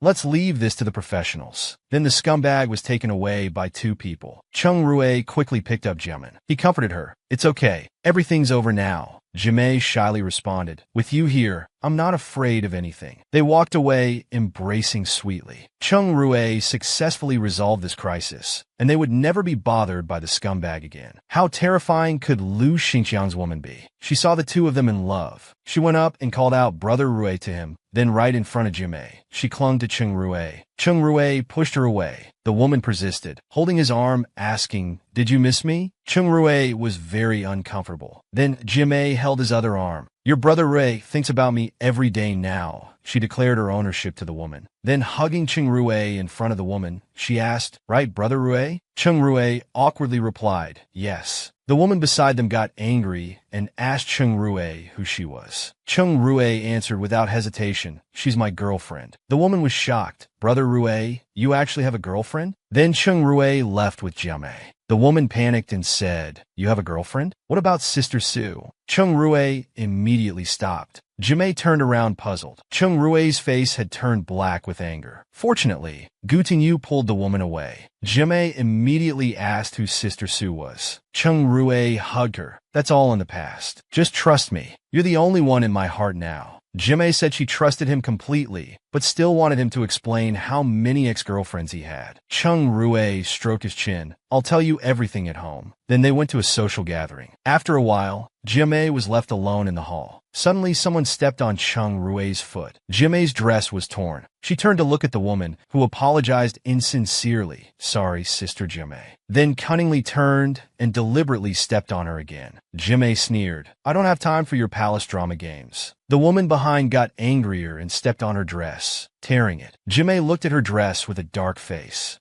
The woman persisted, saying Jiamei is too plump. Brother Rue won't like that. Then Jiamei took a cake from the table. She smashed it directly in her face. The woman was furious. While Jiamei said smugly, sorry, my hand slipped, she showed off her slim waist, saying, your brother Rue said he loves hugging my chubby body. It's very comfortable. The woman shouted, Brother Rue will never like you. He loves Sister Sue. Just then, Chen Rue walked over. He completely ignored the woman and walked straight to Jiamei behind her. He put a coat around her, then turned around and angrily warned, if you dare bully my girlfriend again, I won't let you off. The woman was immediately stunned with fear, watching helplessly as the two left. Then she took out her phone to text Sister Sue, asking her to come back quickly. Guess who this Sister Sue is? The current girlfriend shares the same name as the ex. Intentional or coincidence? Jiamei repeatedly pressed him about how many exes he had. Chung Rue became awkward, speechless. Then he pinned her against the wall, silencing Jiamei with actions, telling her he only loves her. Jiamei also expressed she wouldn't leave and would love him forever. That day, Jiamei just returned from out of town. When she opened the door, flower petals and candles were everywhere. She was amazed by the sight. Could this be another surprise from Chung Rue? Chung Rue appeared with a bouquet of flowers. Welcome back, goddess. Jiamei was delighted, then quickly walked forward, hugged him tightly. I missed you so much. Chung Rue, why didn't you pick me up earlier? She raised her hand to hit Chung Rue.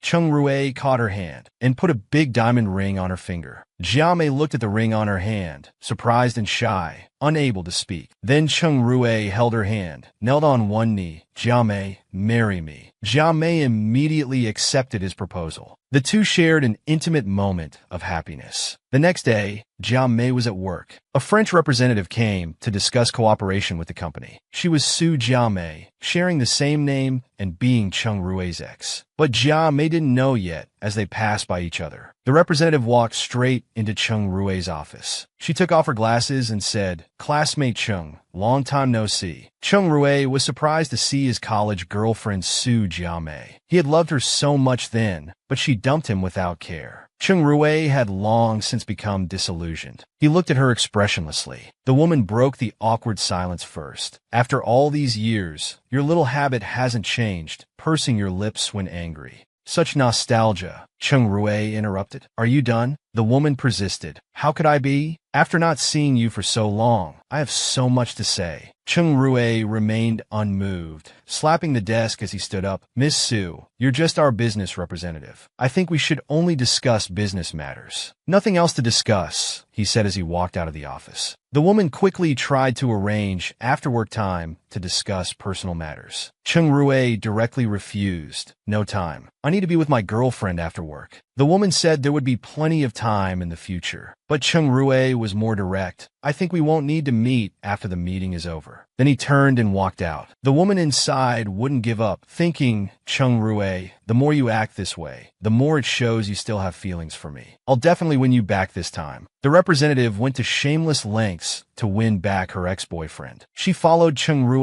to the restaurant, then approached him trying to get close and saying ambiguous things. Chung Rue immediately declined politely. The woman deliberately spilled red wine on herself, then pretended to be helpless to gain sympathy. Seeing this, Chung Rue directly gave her his jacket. I've moved on from the past. Please respect yourself, Miss Sue, or you'll end up losing face. The woman continued pretending, thanking Mr. Chung for his concern. Jiamei witnessed everything from a distance. Xiaoli also warned her to be wary of Sue Jiamei. Looking at Chung Rue's back, Jiamei now sensed their unusual relationship. The woman persisted, chasing after Chung Rue, repeatedly apologizing. I had no choice back then. Before she could finish, Chung Rue turned and said, Miss Sue, this persistence is pointless. He turned to find Jiamei, ready to leave. The woman stopped her pursuit. watching them leave hand in hand, but still not believing Cheng Rui had truly changed his heart.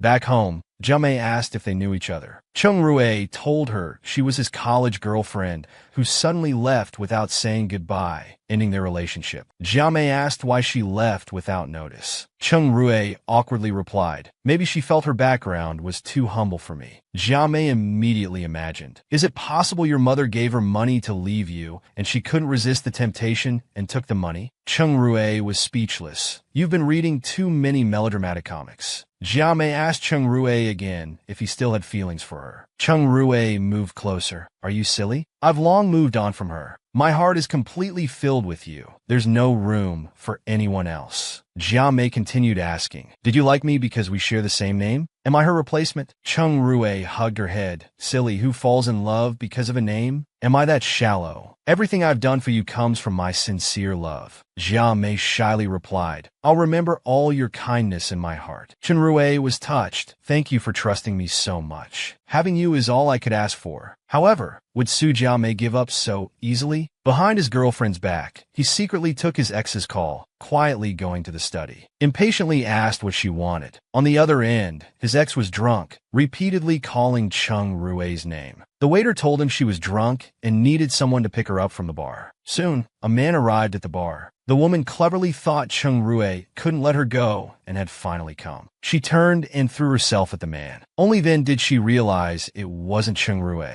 The man awkwardly said, Miss Su, Mr. Cheng specifically sent me to pick you up. The woman angrily pushed him away and stormed off furiously. Meanwhile, Cheng Rui received another call from his ex, demanding if he didn't love her at all anymore. Cheng Rui replied without hesitation, yes. Just then, Jiamei woke up looking for him, seeing the unextinguished cigarette, but she asked, why aren't you sleeping? Something on your mind? Cheng Rui turned to her. Why are you awake? He immediately picked her up like a princess, carrying her back to the bedroom. Late at night, Jiamei checked his phone while he was asleep. She found his ex's calls. She felt sad, wondering what they talked about so late at night. The next morning at breakfast, Jiamei suddenly felt nauseous. Cheng Rui suggested she take some medicine and rest at home. Jiamei thought, is he stupid? I'm obviously pregnant. Just as Cheng Rui arrived at the office, his ex showed up. Cheng Rui, do you really not care about me anymore? Don't you want to know what I've been through all these years? Cheng Rui ignored her and prepared to leave. The woman invited him again to discuss business that evening. Being work-related, Cheng Rui had no reason to refuse. The woman watched his departing figure. Cheng Rui, I must win you back. That evening, Cheng Rui brought his assistant to discuss business. The woman awkwardly asked, do you need to bring your assistant everywhere? Then she winked at him flirtatiously. I ordered your favorite steak. Cheng Rui replied disdainfully, sorry, my taste has changed long ago. She awkwardly said, how can taste change so easily? Cheng Rui immediately responded, I now only like my girlfriend's cooking. The woman felt embarrassed. Seems you really love your girlfriend. Cheng Rui seriously told her, we're getting married soon. The woman was thunderstruck. Cheng Rui, you can't marry her. Cheng Rui stood up angrily. Since Miss Su isn't here to discuss business, I'll take my leave. From now on, deal with my assistant for everything, he said as he left. The woman angrily smashed her wine glass. I won't let you two marry. If I couldn't marry into the Cheng family back then, how Jiamei, you won't either. She picked up her phone to make a call. Guess who she called? Leaving her boyfriend for $5 million. Between love and money, she chose the latter. The one who made her leave was actually her boyfriend's mother. She thought the woman's humble background wasn't good enough for her son, and directly handed her a check for $5 million. Asked her to take the money and leave forever. Looking at the $5 million check in his hand, Cheng Rui silently accepted it and disappeared without a trace. However, this time, to prevent Hao Jiamei from marrying into the Cheng family, she sent their photos directly to Cheng Rui's mother. Upon seeing them, his mother immediately booked a flight back to China. I absolutely won't allow the Cheng group heir to be with a woman with no background. Meanwhile, Jiamei learned his mother was coming. She quickly went to pick out a chi pao as a meeting gift. She happened to run into Su Jiamei. She told Jiamei that when she was drunk that night, Cheng Rui specifically sent someone to take her home. Only then did Jiamei realize Cheng Rui had gone to take care of her that night. The scheming woman smirked. Oh, Jiamei, you're so naive. Then the scheming woman drove Jiamei home. After getting off, Jia Mei realized the Chi Pao was still in the car. She immediately took out the Chi Pao and cut it with scissors, then wrapped it back up and returned it to Jia Mei, who thanked her foolishly. Back home, she kept thinking about what Su Jiamei said. So Cheng Rui wasn't only nice to her. Seeing her gloomy, Cheng Rui asked what was wrong. Jiamei sarcastically said, "You're so considerate." This left Cheng Rui confused. Just then, someone knocked on the door. Cheng Rui opened it and was surprised to see his mother. She said sternly, "Hurry and bring out your girlfriend for me to see." Cheng Rui quickly brought Jia Mei to the dining room and introduced her carefully to his mother. Jia Mei smiled and greeted, "Hello, Annie." His mother thought to herself, "Is my son destined for Jiamais? Why are all his girlfriends named Jia Mei?" Jia Mei served her some food. His mother mocked, "You seem quite familiar with this. How can a small employee like you afford such a high-end restaurant?" Jia Mei replied embarrassedly, "Cheng Rui often brings me here." Cheng Rui quickly added, "Jia Mei is very sweet. She often cooks for me at home." His mother sneered. People from ordinary families naturally know these menial tasks like cooking and washing. Nothing special. Jia Mei immediately realized she looked down on her background as unworthy of Cheng Rui. After that, his mother prepared to leave, arranging to meet again in a few days. She looked at Jia Mei, thinking, "This is good. Jia Mei is clearly not good enough for my son." After they watched her leave the restaurant, Jia Mei asked Cheng Rui if his mother disliked her. Cheng Rui rubbed his head and comforted her. "Don't mind it too much. My mom is just like that." Jia Mei said wistfully, "I hope that's all it is." The girl was dragged by the prince to attend a high society gathering. As soon as they entered, they became the center of attention. His mother frowned, glaring angrily at how blatant her son was being. Jia Mei smiled and greeted her mother-in-law, telling her she bought her a gift. She immediately took out the prepared Chi Pao. Annie looked at the dress in her hands with delight, surprised that Jia Mei had such good taste. She came down the stairs elegantly, wearing the Chi Pao, perfectly highlighting her figure and grace. The onlookers downstairs couldn't help but praise her. Just as she reached the bottom, suddenly there was a ripping sound. The dress split open. She gasped in shock, looking terrified at Cheng Rui and Jia Mei, who were also stunned, breaking into cold sweat. Someone nearby mockingly laughed at Mrs. Chung. "The quality of this Chi Pao is quite something." She glared angrily at Jia Mei, saying, "Young lady, is this your meeting gift?" Deliberately humiliating me in front of everyone. Jia Mei apologized repeatedly in embarrassment. Mother impatiently scolded, "Enough! Haven't we been embarrassed enough?" Just then, someone draped a coat over her shoulders. She turned around, surprised to see Su Jiamei. Cheng Rui was somewhat angry. "Why are you here?" Su Jiamei took the chance to show off in front of Annie. "As the French representative, of course I'd be here." Annie looked at her happily. Miss Su is truly accomplished at such a young age. Then her expression changed when looking at Jia Mei. "I won't pursue today's matter. You should leave now." Seeing this, Cheng Rui immediately questioned his mother's excessive behavior. His mother darkened her face and scolded, "I'm already being merciful by not chasing her away." Cheng Rui directly pulled Jia Mei and turned to leave. "If you don't welcome my girlfriend, then I have no reason to stay here." His mother was even more furious, grinding her teeth. However, the instigator of all this secretly rejoiced, taking the chance to curry favor. The next day, she brought gifts to visit. She took out her godfather's business card. It turned out he was a director at the French headquarters. Now Cheng Rui's mother saw her in a different light. "My godfather admires Cheng Rui's abilities. Let's arrange a dinner with him and Cheng Rui." Before leaving, she didn't forget to mock Jia Mei. "Compared to that small employee Hao Jia Mei, you should know I'm more suitable for Cheng Rui." Mrs. Chung thought seriously. Compared to the useless Hao Jia Mei, this Su Jia Mei would be much better for Cheng Rui. So she arranged for them to meet. Cheng Rui arrived as scheduled. He was surprised to see the scheming woman. "Why is it you? Wasn't my mother supposed to meet me?" The woman smiled falsely and said, "It's all Andy's good intentions." Cheng Rui quickly turned to leave. The scheming woman put on a pitiful face, quickly grabbing his arm. She stroked Cheng Rui's face. "Cheng Rui, I've always loved you." Suddenly there was a click, and a photographer captured the moment. A group of reporters swarmed forward, recording their intimate moment. Cheng Rui stormed out angrily. The woman was surrounded by reporters. "Are you two here on a date?" Cheng Rui turned his head to glance at the scheming woman. She took the chance to pretend to be pitiful, kneeling on the ground. Cheng Rui was somewhat irritated. He went forward to help her up. The scheming woman cried out in pain. Chung Rue immediately picked her up, preparing to take her to the hospital. She smirked.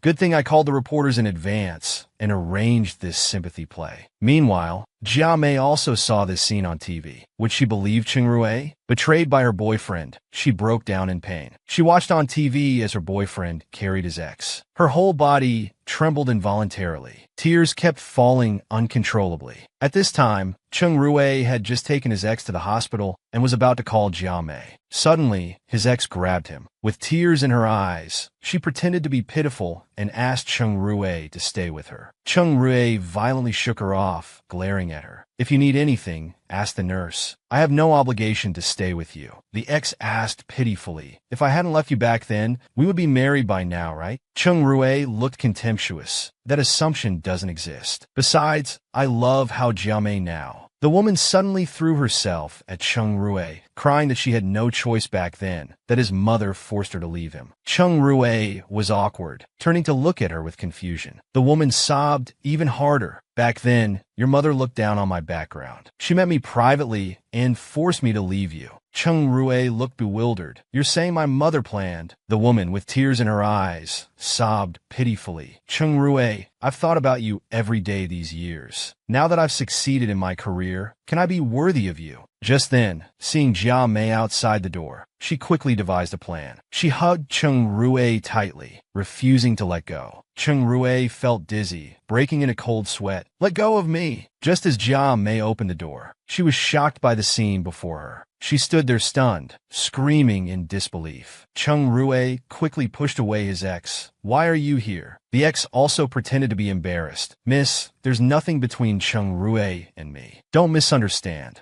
Jia Mei's face darkened with fury as she yelled at them both. Nothing. Do you think I'm blind? Why are you still pretending? Chung Rue rushed to explain. Jia Mei, it's not what you think. But she pushed him away. Don't call me Jia Mei. I'm not her replacement. Chung Rue was exasperated. Don't we even have basic trust between us? Jia Mei tearfully criticized Chung Rue. At first, I didn't believe the news reports, so I came to see for myself. But what I saw was naked betrayal. She covered her mouth and cried, quickly turning to leave, ignoring all of Chung Rue's explanations. The ex took this chance to approach him, but Chung Rue firmly rejected her. Meanwhile, Jia Mei packed her things, preparing to leave. She looked at her phone wallpaper, silently shedding tears of heartbreak. For the sake of fame and fortune, she broke up her son's love. She tried hard to lecture her son about the importance of matching social status. Chung Rue looked disdainful, vowing to marry only Jia Mei. His mother felt helpless with him, so she called Jia Mei, asking to talk privately. When they met, Jia Mei was direct. Annie, just say what you want to say. The mother was straightforward, saying Jia Mei wasn't good enough for Chung Rue, then took out a check. Jia Mei thought, sure enough, rich people all use the same tactics. She said seriously, Annie, I know you've looked down on me from the start, but you haven't even given me basic respect. She immediately stood up, slapping the table. Now it's not you kicking me out, but me leaving you. The son immediately tore up the check. He threw it away and left. Just as he walked out the door, Jia Mei saw many messages from Chung Rue. She simply replied, Chung Rue, let's break up. Then she cried looking up, Chung Rue, I once thought you were my everything. Now I see the truth. I won't be so foolish and naive anymore. The next day, Chung Fei invited Jia Mei home. He tried hard to explain for his brother. However, Jia Mei got up to leave. Just then, Chung Rue arrived. Chung Fei tactfully slipped away. Chung Rue looked sad, asking why she didn't answer his calls. Jia Mei calmly replied, We've broken up. Chung Rue immediately became serious, stating he didn't agree to break up. Jia Mei pushed him away. Whether you agree or not, I've made my decision. Chung Rue suddenly kissed her. I said I don't agree. Jia Mei, I love you. Jia Mei slapped him. Those words make me sick. Chung Rue asked darkly, So, Jia Mei, am I that untrustworthy in your heart? Jia Mei answered without hesitation, Yes. Then she turned and left gracefully. It's completely over between us. Outside, Jia Mei cried painfully. Even without Su Jia Mei, Mother would never approve of us being together. Suddenly, she felt sick in her stomach and shivered. She leaned against the wall, feeling dizzy. Just as she was about to fall, a hand caught her. She turned weakly and called out, "Brother Xiaoqian." Then she fainted. The man was confused and very worried. 5 years passed in a flash. Jia Mei and Xiao Qian attended her brother's wedding with their children. Cheng Rui was also invited. What sparks would fly when they meet again? He willingly became a stepfather for 5 years, silently raising 2 children. The family at first seemed happy, but the couple had no real feelings. This day, they went to attend her brother's wedding. The 2 children were playing by themselves. Little sister Dudu accidentally tripped. She fell hard on the ground. Passing by, Cheng Rui helped her up. He gave her a piece of cake. Dudu praised him. "Uncle, you're so handsome." Cheng Rui asked about her parents. Her brother quickly pulled her away, telling her not to talk to strangers. Cheng Rui was speechless and frustrated. He didn't know these 2 kids were actually his children. He just felt they looked strangely familiar. Just then, stepfather Xiao Qian came looking for the children. He recognized immediately that Cheng Rui was Jia Mei's ex-boyfriend and the children's father, but he didn't tell him. Soon the wedding began. Cheng Rui sat in the VIP section. He saw Jia Mei and her family. Only then did he realize that Jia Mei was the daughter of Commander Ming Cheng. Jia Mei also looked at Cheng Rui in surprise. Xiao Qian hugged her and said, "After the wedding, let's say hello." After all, he is the children's biological father. Jia Mei turned and left. What's the point of meeting him? Seeing this, Cheng Rui gritted his teeth. He never expected that after years apart, Jia Mei would be married with children. A few days later, Jia Mei was assigned by her company to pick up Jian at the airport. The company's CEO discovered it was Cheng Rui. Jia Mei awkwardly greeted him. Cheng Rui also stepped forward politely. "How have you been, miss?" Jia Mei told them the hotel was ready and would take them to rest. But inside, she was very unwilling, thinking if I had known it was Cheng Rui, I would never have come. Back home, Xiao Qian asked if the airport pickup went smoothly. Jia Mei glumly said, "Brother Xiao Qian." CEO Jian turned out to be Cheng Rui. The man asked dejectedly, "Jia Mei, have you been unable to forget Cheng Rui all these years?" Jia Mei smiled, squinting. "Cheng Rui and I are in the past. Now I just want to live peacefully with the children." The man hugged her. "Jia Mei, I've been waiting for you all these years." Jia Mei blushed. "Brother Xiao Qian, you married me back then to protect my reputation. I'm very grateful." But Jia Mei looked up at him. "I can't keep holding you back." The man caressed her cheek, saying he was willing, then smiled and asked her to prepare dinner. Jia Mei saw he was very good to both children, and they liked him too. She felt sad, knowing clearly she still couldn't let go of Cheng Rui and couldn't repay Xiao Qian. She was desperate to achieve cooperation. She drank herself half to death, and the other CEO was her ex. Drunkenly, she looked at Jia and executives. "We've drunk so much, shouldn't we sign the contract?" They replied awkwardly, also drunk. "This project is up to our President Cheng." Then got up to vomit in the bathroom. "If you can convince our President Cheng, the contract can be signed easily." The company president came to check. "You've drunk so much, are you okay?" Jia Mei, face flushed, firmly said, "I'm fine. Won't die." They both looked at Cheng Rui. That god is indeed hard to deal with. Jia Mei, keep Jing DUI company busy. I'll go talk to him. Just then, Jing DUI company came to drink with her. Jia Mei smiled graciously, boldly proposing a toast. The president behind her whispered a warning about the old pervert. Jia Mei assured him, "I'll handle this old guy. You go negotiate with that god." Soon after, Cheng Rui's assistant came to advise Jia Mei to drink less. Jia Mei saw the dejected president and knew the negotiations had failed. She knew she couldn't avoid it today. She swayed as she prepared to negotiate with Cheng Rui, realizing she'd drunk too much to walk steady. Jia Mei spoke directly to Cheng Rui. "President Cheng, tell me what it takes to cooperate with us." Cheng Rui looked serious. "Well, miss, you're impressive, drinking down so many people." Jia Mei raised her glass, showing joy. "Thank you for the compliment, President Cheng. It's worth drinking any amount to cooperate with your company." Cheng Rui grabbed her glass angrily, asking, "Your husband is the CEO of MO Group. Surely you don't need to be this desperate for one business deal?" Jia Mei joked that women must be independent and strong. Otherwise, they'd be worthless if a man dumps them. Then she immediately changed her expression. "Cheng Rui, if you don't plan to cooperate with us, I won't waste any more time here." She turned to leave. Seeing this, Cheng Rui became nervous. "You're drunk. Let me have someone take you back." Jia Mei started retching, about to faint. Cheng Rui caught her. and she vomited on him. Chung Rui looked helpless. Jia Mei, not embarrassed at all, wiped her mouth and laughed drunkenly. President Chung, I'm really sorry. Chung Rui immediately took off his shirt. With a dark face, he asked his assistant to find someone to take her home. The CEO quickly picked up the clothes, saying, President Chung, I'll have it washed and sent over right away. But Jia Mei loudly refused to go. The CEO immediately covered her mouth to shut her up, while repeatedly apologizing to Chung Rui.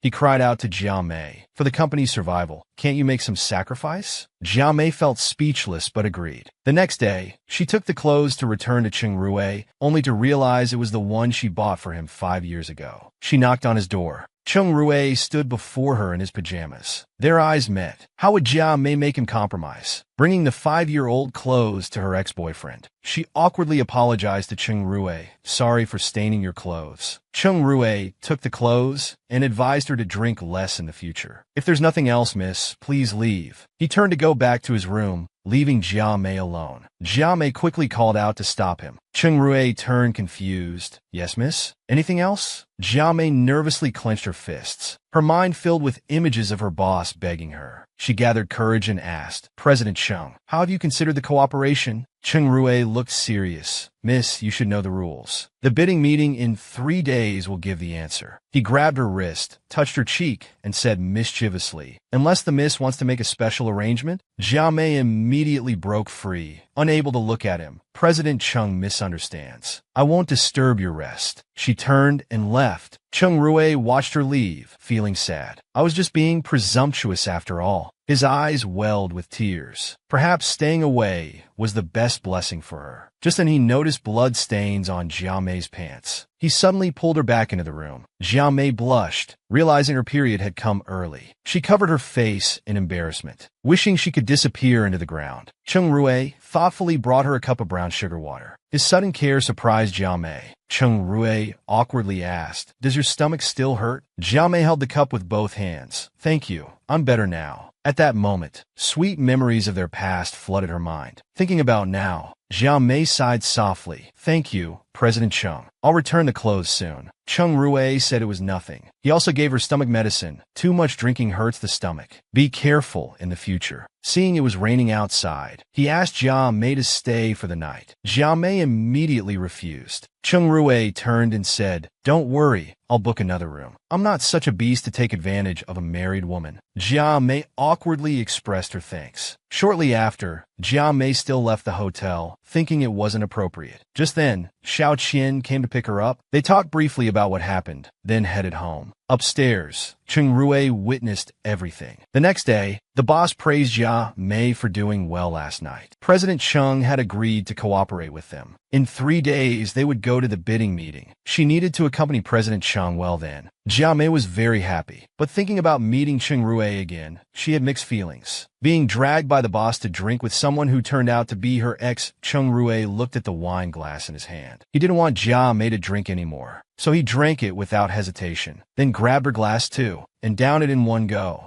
Jia Mei was surprised. Chung Rui said pleased to cooperate after drinking, then turned away with a red face. She silently worried that drinking like this would give him stomach problems. Suddenly he shivered and started swaying. Jia Mei immediately reached out to support him. President Chung, are you alright? Let me help you rest over there. Chung Rui sat in the chair, looking pained. Jia Mei wanted to take him to the hospital. Chung Rui immediately stood up, firmly refusing. Just then his assistant rushed over, asking if his stomach was acting up again. Chung Rui asked to be taken back to the hotel. They left supporting each other. Jia Mei wondered if Chung Rui's stomach condition had become so serious. She remembered the stomach medicine Chung Rui had given her before. She quickly went to give it to him. Chung Rui directly refused. Not needed. Please leave, miss. The assistant thanked Jia Mei and asked her to drive them back since he had been drinking. Jia Mei didn't refuse and agreed immediately. Soon they got Chung Rui settled. The two old friends took the chance to catch up. Just as Jia Mei was about to leave, the assistant quickly told her that after Chung Rui learned about his mother's private interference back then, he cut ties with her and left the Citigroup. Jia Mei froze upon hearing this.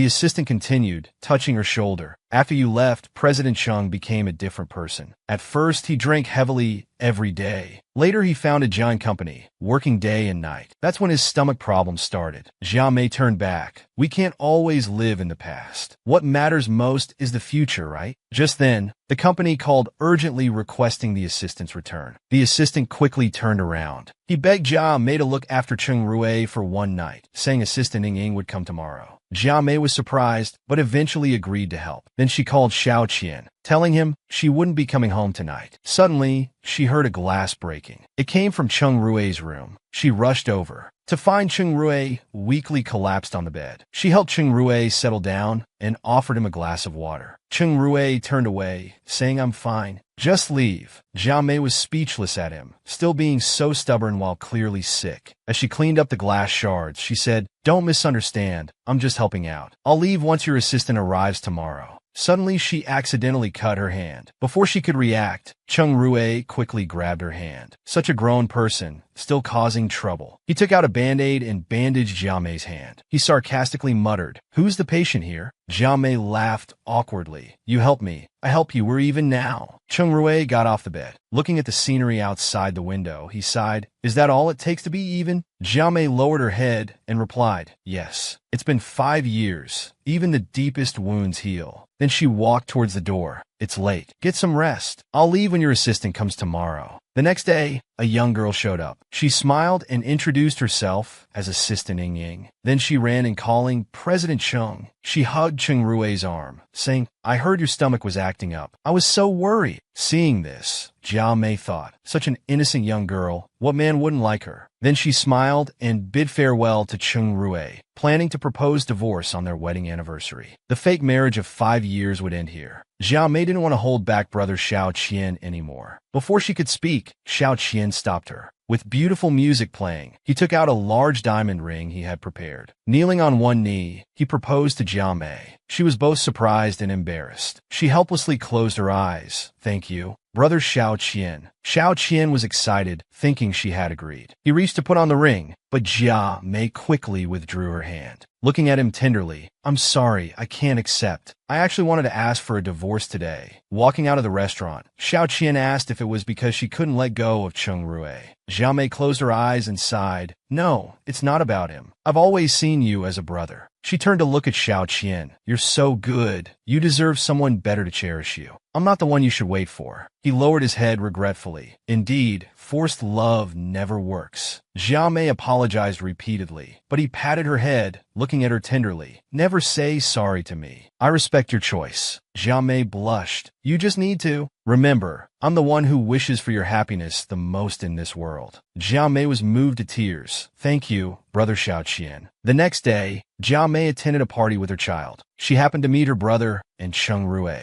Jia Mei was curious. "How do you two know each other?" Her brother also asked how they knew each other. Jia Mei told him Chung Rui was her company's business partner. Chung Rui then realized that Jia Mei had never told her brother about their past. Her brother hugged Chung Rui and said, "Years ago, I wanted to introduce my sister to you, but you had a girlfriend then." Chung Rui felt awkward and guilty, thinking, "If you knew I was Jia Mei's ex-boyfriend, would you kill me?" At this moment, Dudu grabbed Chung Rui, asking for cake. Chung Rui picked him up naturally. Indeed, like father like son, not awkward at all. Her brother behind them looked envious. Jia Mei felt very awkward, wondering why the child got along so well with Chung Rui. Suddenly, someone called Jia Mei from behind. She turned around, surprised. "Brother Xiao Qian, why are you here?" He looked at Jia Mei. "How can I not come to such an occasion? People would gossip if I didn't." Jia Mei smiled. "I can't always trouble you." Xiao Qian comforted her. "Even though we're divorced, we're still closest to each other. There's no trouble at all." Chung Rui happened to overhear their conversation. He pondered, "Imo Xiao Qian and Jia Mei are getting divorced? Guess what he would do next? Avenge his ex by beating up her husband." Chung Rui saw him flirting with other women outside. Without a word, he suddenly punched him in the face. Xiao Qian held his injured face and cursed. "Are you crazy?" Chung Rui clenched his fists, glaring at him. "You dare flirt with other women behind Jia Mei's back?" He grabbed his collar angrily. "How could you do this to Jia Mei?" Xiao Qian looked bewildered. "What nonsense are you talking about? Have you forgotten how you treated Jia Mei?" Chung Rui grew even angrier. He threw another heavy punch. Just then, Jia Mei came and called out to Chung Rue. She carefully tended to Xiao Qian's wounds. Seeing this, Chung Rue gritted his teeth. Jia Mei, are you stupid? Why care about such a scumbag? He grabbed Jia Mei, holding her tightly in his arms. He said fiercely to the man, since you don't cherish Jia Mei, I'll protect her from now on. Then he forcefully pulled Jia Mei away. Xiao Qian could see how much he cared for Jia Mei. He let go of his concerns, thinking as long as Jia Mei was happy. Back in the room, Chung Rue grabbed Jia Mei and questioned, facing such a cheating scumbag, do you still want to go back and humiliate yourself? Jia Mei looked confused. What are you talking about? Cheating. He gently stroked Jia Mei's head. Jia Mei, don't hide it. I know everything. Jia Mei was shocked, wondering if he knew about her and the child. Chung Rue continued, saying he knew she divorced him because of his infidelity. Jia Mei was speechless, turning to scold him. But you shouldn't hit people. Chung Rue darkened. You're still defending him at a time like this? Jia Mei turned to leave. Anyway, stay out of my business. Chung Rue grabbed her. Suddenly, he pinned her against the wall and kissed her. Jia Mei was caught off guard, staring at him with wide eyes. Chung Rue caressed her cheek. Jia Mei, can you give me another chance to pursue you? Jia Mei blushed looking at him, then suddenly came to her senses. She pushed him away. It's impossible between us. We ended 5 years ago. Chung Rue didn't care and suddenly moved closer again. Jia Mei, I still love you. Just then, her brother called, asking Jia Mei to come pick up the children to go home. Shortly after, they both went to find her brother. Her brother asked Chung Rue to take them home. Chung Rue was very happy about it. He looked at Jia Mei with a mischievous smile. I'm very willing to help. But Jia Mei felt very awkward. I don't trust him. What if he teases me again? But there was no choice since the two children liked Chung Rue. Jia Mei had a helpless expression. She could only let him take them home. Jia Mei fell asleep on the way. When she woke up, she found no one around. It turned out Chung Rue was playing with the two children outside. Jia Mei shouted when she saw this. Like a tigress, she glared at them fiercely, scaring the two children who hid in Chung Rue's arms. Chung Rue quickly explained, I didn't want to disturb your rest, so I played with the children for a while. Jia Mei's expression changed instantly. She shyly returned his clothes. Thank you for watching the children. It's getting late. You should go back now. Then she immediately turned and left. Chung Rue watched the mother and children walk away. He thought to himself, Jia Mei, I won't let go this time. The CEO was going after his ex of 5 years. He used his position to arrange a dinner and invite Jia Mei. Jia Mei didn't agree. The boss immediately begged Jia Mei with teary eyes. Jia Mei looked contemptuous, but had to compromise. After the meal, the boss was drunk and left early. Chung Rue took the chance to touch Jia Mei's forehead. You've drunk quite a bit too. Are you okay? Jia Mei was caught off guard. She immediately moved away. Worry about your own stomach. But Chung Rue narcissistically asked, Are you concerned about me?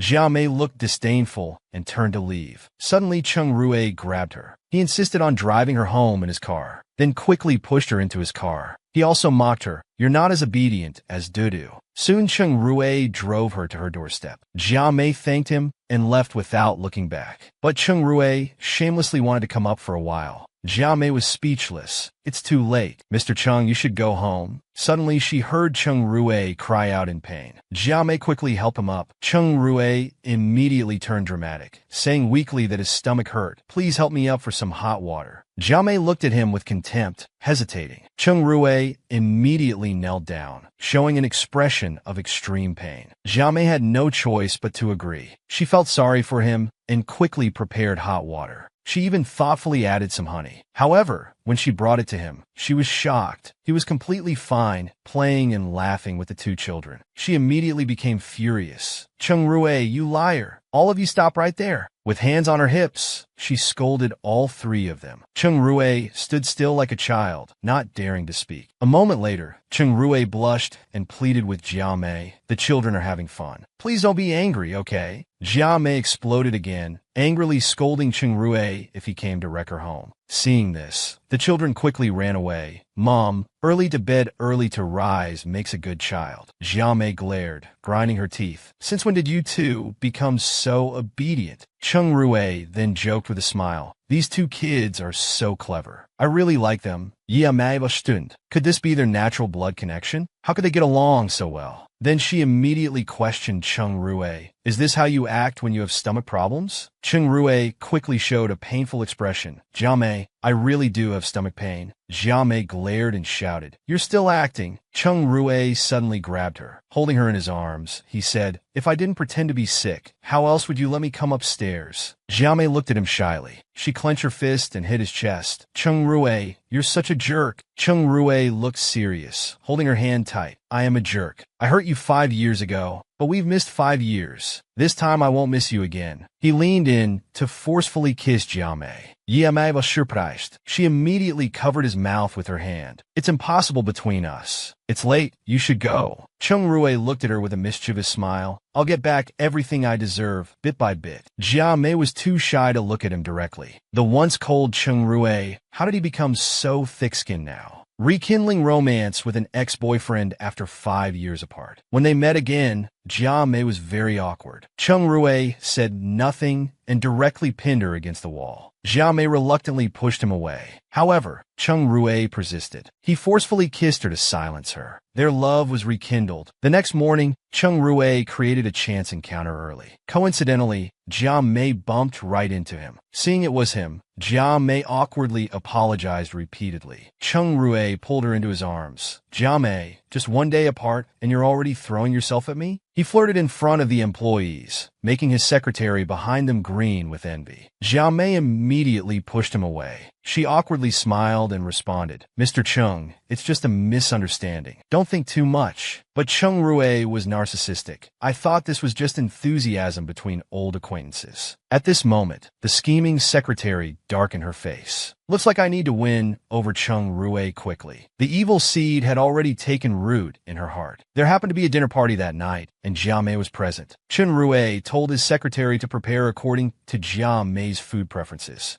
The secretary was even more angry, baring her teeth and glaring fiercely. She deliberately got close to Cheng Rui, sitting where Jia Mei could see. Jia Mei took her anger out on the boss, stepping on his foot. "Men are all no good." She turned and left angrily, leaving the boss howling and rubbing his foot. Cheng Rui happened to see this scene. "Looks like she's not completely indifferent to me. I should find a chance to test her feelings." After the party, the secretary supported the drunk Cheng Rui, preparing to leave. Jia Mei reminded her that Cheng Rui had stomach problems and to give him some medicine. Xiaomi smiled at her. "I'm his personal assistant. I'll naturally take good care of everything." Then gritted her teeth. "No need for you to worry." She immediately helped Cheng Rui leave. Meanwhile, Jia Mei and Xiaoli got in the car. In the car, Xiaoli told Jia Mei, "That scheming woman will definitely try something tonight while the CEO is drunk." These types of people rely on their youth and looks, always trying to climb the social ladder by hooking rich men. Jia Mei pondered after hearing this. Meanwhile, the secretary took Cheng Rui to the hotel. She secretly rejoiced. "After tonight, I won't be just a lowly assistant anymore." Then she slowly started unbuttoning Cheng Rui's clothes. Shortly after, several police officers broke in. Cheng Rui was sitting at his desk. "What brings you here?" The police immediately showed their badges. Someone reported illegal transactions here. Cheng Rui calmly took off his glasses. He quickly stood up saying, "Please come in and search as you wish." After searching, the police found nothing. They left, and it turned out Jia Mei had made the report. Suddenly, Cheng Rui hugged her from behind. "Were you trying to get me arrested?" Jia Mei looked surprised. "Weren't you drunk earlier?" Cheng Rui grabbed her, smirking at how Jia Mei, "You're quite daring, calling the police." Then whispered in her ear, "Tell me, what transaction was I making?" Jia Mei pushed him away. "So,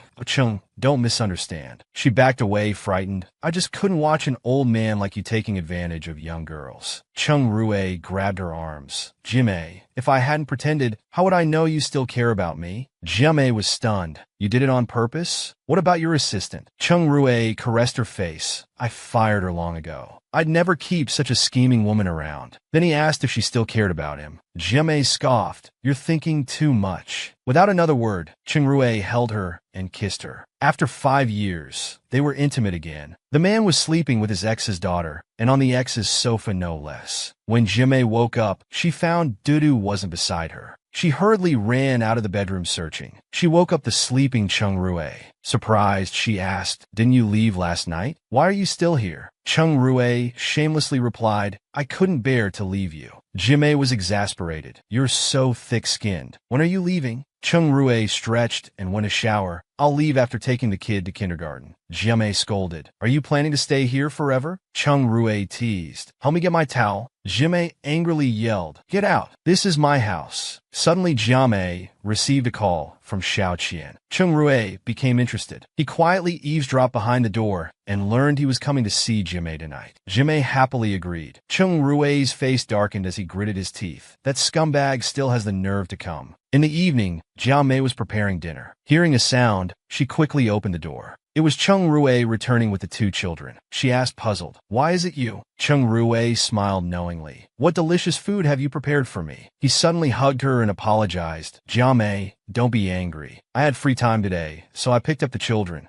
Jia Mei awkwardly pushed him away. Can you tell me in advance next time before doing things? Cheng Rui replied shamelessly. Okay, I'll listen to my wife. Jia Mei angrily handed him a phone. Stop talking nonsense or get out. But Cheng Rui remained unfazed. He smiled foolishly. Just then, Xiao Qian returned. Enemies meeting face to face. Both bared their teeth at each other, glaring at each other. Fortunately, Jia Mei quickly stopped them. Xiao Qian stroked Jia Mei's head. Our son is sick. I rushed back to check on him. Cheng Rui immediately pulled Jia Mei away. The two were about to fight again. Jia Mei smiled at both of them. Dinner's ready. Come eat. At the dinner table, they sat awkwardly together. Jia Mei could feel the murderous intent. Both men simultaneously tried to serve food to Jia Mei. Another inevitable storm was brewing. Both stood up, quickly putting food in Jia Mei's bowl. Soon her bowl was piled like a small hill. Jia Mei suddenly exploded, smashing her bowl. Red-eyed with anger, she yelled, Both of you get out. The two men trembled in fear. They quickly apologized, but Cheng Rui still stayed shamelessly. Jia Mei asked him. Xiao Qian left. Why aren't you leaving? Cheng Rui grabbed her arm firmly. Do you wish he had stayed instead? Suddenly he leaned in and kissed her. Jia Mei angrily slapped him hard. Half of Cheng Rui's face turned red. Jia Mei grabbed her own wrist, feeling as if she was the one hurt. It was too harsh. Then she turned to leave. Cheng Rui, we're impossible. Stop wasting time on me. Cheng Rui clenched his fists and agreed. He walked outside disappointedly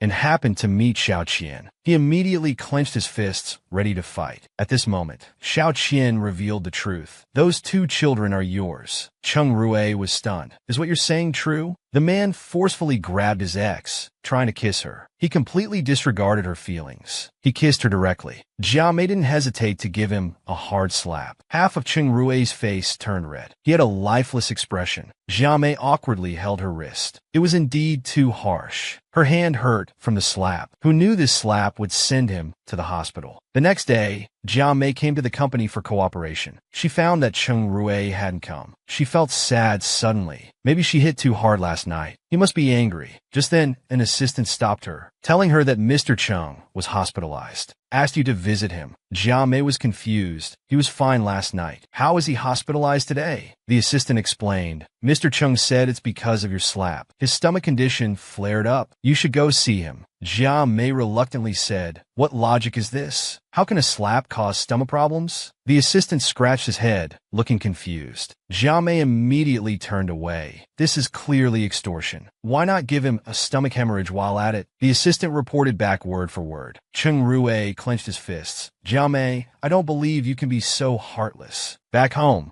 Jia Mei saw Duda talking to someone. She discovered he was wearing a smartwatch. After questioning, she learned it was from Cheng Rui. Jia Mei was very angry, telling him not to accept things from others and forbidding him from calling Cheng Rui. Dudu immediately grabbed her hand, tearfully begging Mom to visit Uncle Cheng. Jia Mei realized Cheng Rui wasn't lying. He was really hospitalized. That day, Cheng Rui was browsing Kuaishou boredly. His assistant just told him Jia Mei was coming with the children. Cheng Rui smirked, very excited. Suddenly, he heard the door opening. Immediately started acting, moaning in pain. Jia Mei came forward asking if he felt better. Cheng Rui trembled, face full of pain. Jia Mei, you finally came. Jia Mei asked if he was hospitalized from drinking. Cheng Rui laughed awkwardly. It was clearly from your slap, so you should take care of me. Jia Mei scoffed. Keep dreaming. I'm only here to return the watch. She turned to leave. However, Both children begged her to stay and take care of Chung Rue.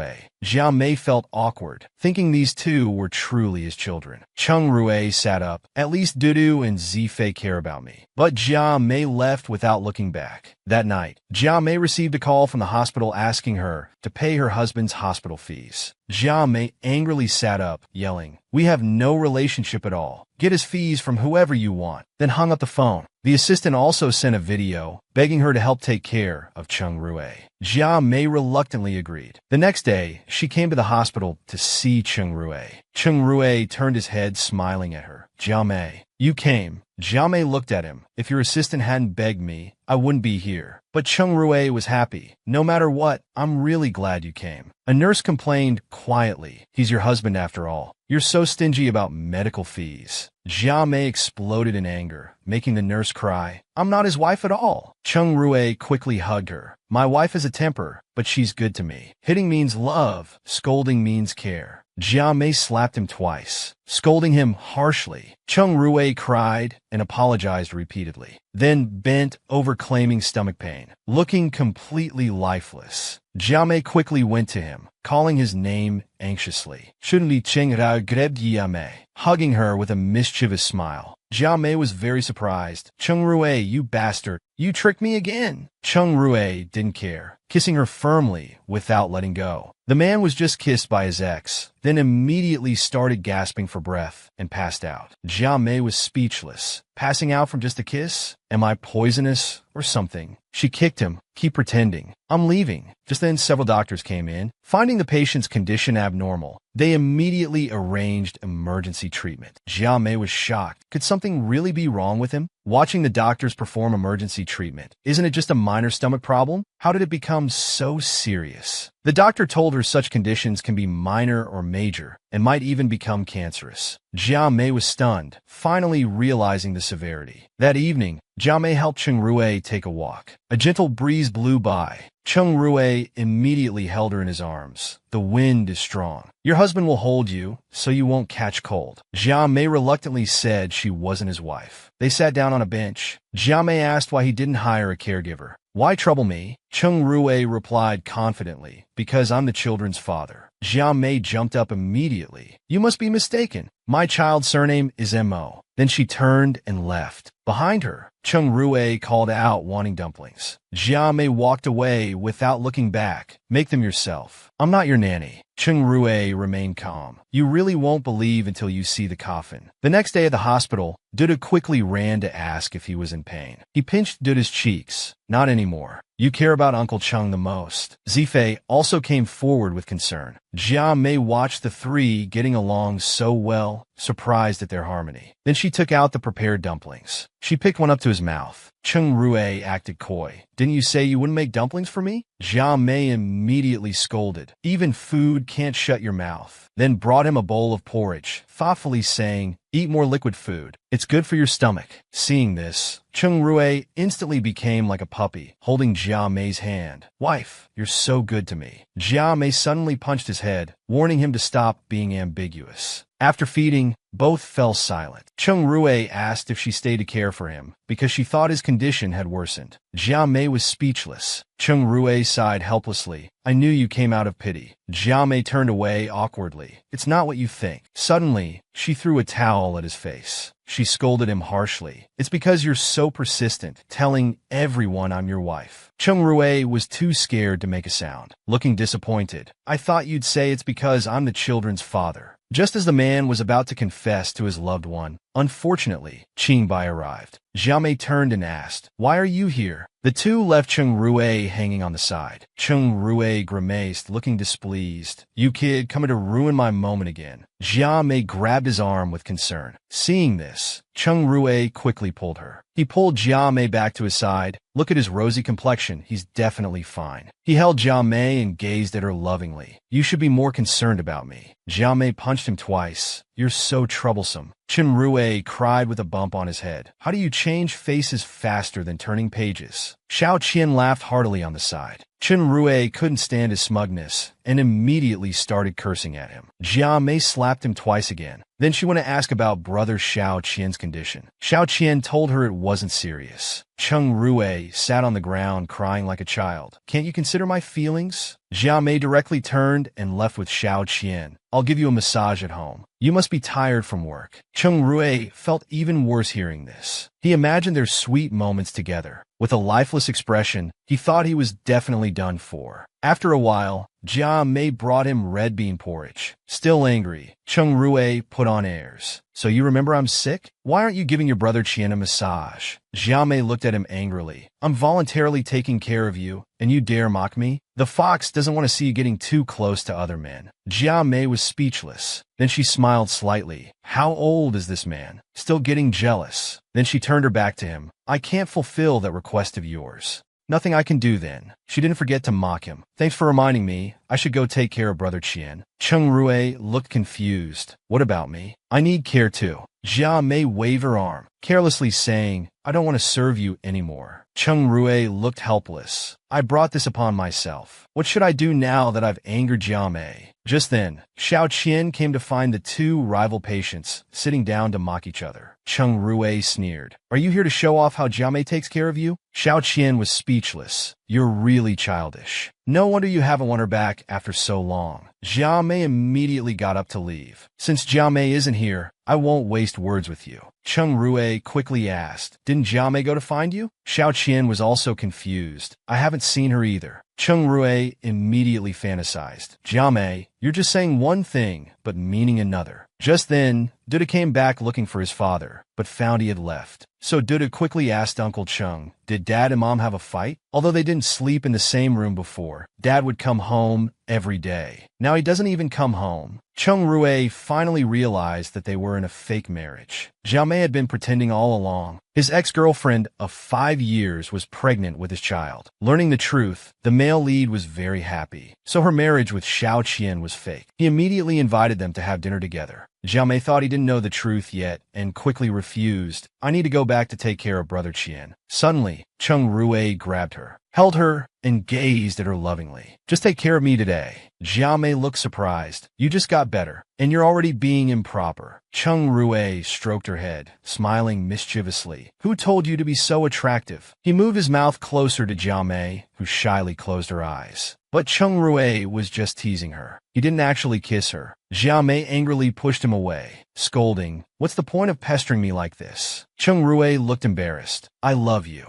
Jia Mei, will you come back to me? Then forcefully hugged her, nervously breaking into cold sweat. I know the truth now. The child is mine. He held Jia Mei again. Xiao Qian told me everything. Jia Mei was shocked. Cheng Rui continued persistently begging her to give him another chance to start over. Jia Mei covered her mouth sadly. Cheng Rui, we're long over. We can't go back. Suddenly a kick came flying. The door was kicked open. It was Jia Mei's brother who had heard everything. He was trembling with anger, glaring at Jia Mei through gritted teeth. She quickly stood in front, knowing that when her brother gets angry, no one can stop him. But Cheng Rui pushed Jia Mei aside. I'll take responsibility for my actions. I'll face the consequences. Before he could finish, her brother landed a heavy punch. Cursing loudly, extremely angry, he threw a second punch. Suddenly Jia Mei jumped in front of Cheng Rui, taking the punch for him, then touched his face asking, Are you okay? Though still angry, her brother was helpless. Even now, you're protecting him? He could only watch them act like star-crossed lovers. During their conversation, her brother learned the truth about Jia Mei and Xiao Qian's fake marriage. He angrily lectured her. Chen Rui immediately hugged Jia Mei. Don't scold her anymore. It's all my fault. Her brother was helpless with them both. Looks like you've rekindled your old flame. He turned to leave, handle your own matters. Then look back at them. Though I can forgive you, I can't guarantee Mom and Dad will. Jia Mei's eyes filled with tears. If Mom and Dad find out, they'll kill me. Chen Rui quickly comforted her. Don't worry, I'll definitely beg for Mom and Dad's forgiveness. Then held her tight. Give me another chance. I won't disappoint you. The woman had separated her son's love for social status. Now she came offering kindness because of her grandchild. Her arrival surprised Cheng Rui greatly. He immediately changed his expression and questioned why she came. but his mother ignored him and walked right in. Jia Mei was also extremely surprised. This person who forced me to break up with 5 million before, what does she want now? The woman changed her previous attitude, smiling at Jia Mei. I'm so happy you're back together. Jia Mei looked confused. Annie, what brings you here? The woman held both of Jia Mei's hands. I'm here about you too. You're not getting any younger. It's time to have a family. Jia Mei felt awkward. Hasn't she always opposed me being with Cheng Rue? Then the woman sat down and told them she would stay here for one night. Jia Mei was so scared she broke into a cold sweat. The woman treated it like her own home, choosing a room to stay in. She even pretended to plead with Jia Mei pitifully. Jia Mei was completely confused. Why did her attitude towards me change so dramatically? Then she angrily questioned Cheng Rue.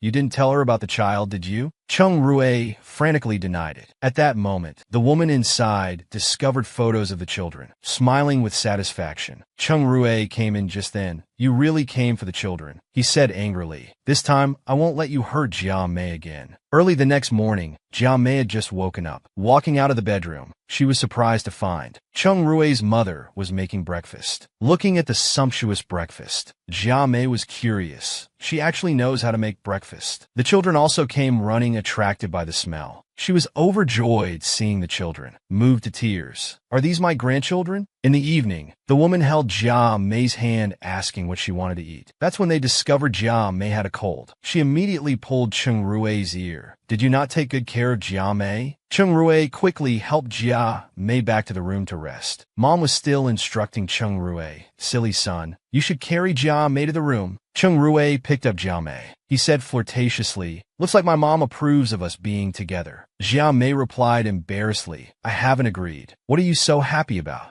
Cheng Rue threw her on the bed. I don't care. I've decided on you. Suddenly, he held her in his arms. After their intimate moment, Cheng Rue told her to lie down while he got medicine. That's when he found his mother had locked the door. They were locked in together. Cheng Rue decided to go along with it and prepared to rest with Jia Mei. Would Jia Mei agree? His mother had locked her son with his ex in one room. A man and woman alone together inevitably led to thoughts. Cheng Rue didn't care and brazenly got into bed. He held the shy Jia Mei. Looks like tonight we'll have to make do for one night. Jia Mei didn't let him off easy. The red handprint on his face said it all. Cheng Rue had to sleep on the floor. Late at night, they both tossed and turned. Neither could sleep. Suddenly, Jia Mei sat up and scolded Cheng Rue. You've been moving all night. How can anyone sleep? Cheng Rue blushed. With such a beauty around, who could sleep? Then he turned to Jia Mei with a naughty smile. Could it be you're thinking the same thing as me? Jia Mei's expression changed instantly. Angrily, she grabbed something to throw at him. Suddenly, she slipped and lost her footing, flying straight towards Cheng Rue on the floor. Cheng Rue was also hit hard. He cried out in pain. Jia Mei, are you trying to murder your husband?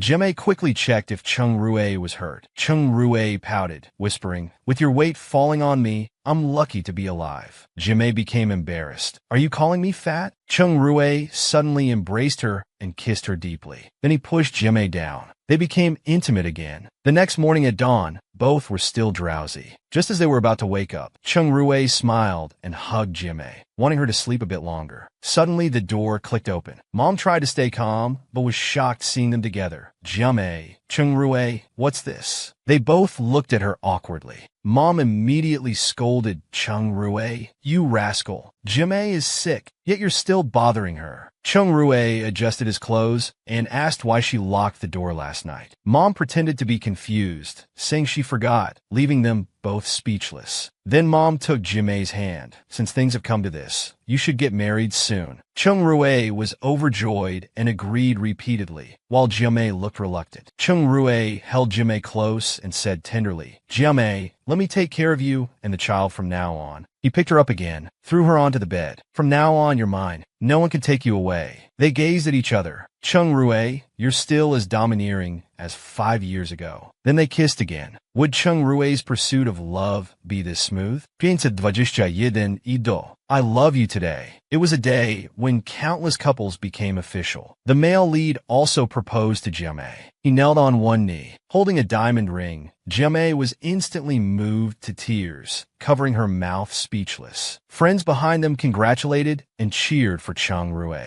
Jimei slowly extended her left hand, accepting Cheng Rue's proposal. Suddenly, someone pushed open the door. Her brother urgently shouted, "Jimei, come with me quickly." Jimei was shocked. "Brother, why are you here?" Her brother quickly explained, "Mom found out about your divorce with Xiao Qian. She had a heart attack. She's in the hospital." He pulled Jimei to leave. Cheng Rue also held on to Jimei tightly. "This is all because of me. I need to explain in person." Her brother looked back. He agreed with Cheng Rue. They all went to the hospital. Jimei anxiously asked about her mother's condition and learned she had just passed the critical period. Jimei burst into tears, blaming herself. At this moment, Xiao Qian also arrived breathlessly. "Jimei, I'm also responsible for this. I should come." Suddenly, Mom woke up and angrily told them to leave. Jimei immediately turned to care for her mom. "You scared us?" But Mom looked disdainful. "I don't want to see you." She turned to comfort her dad. "Old man, did I scare you?" At this moment, Cheng Rue also stepped forward to greet them. Mom immediately changed her expression, excitedly throwing a pillow at Cheng Rue.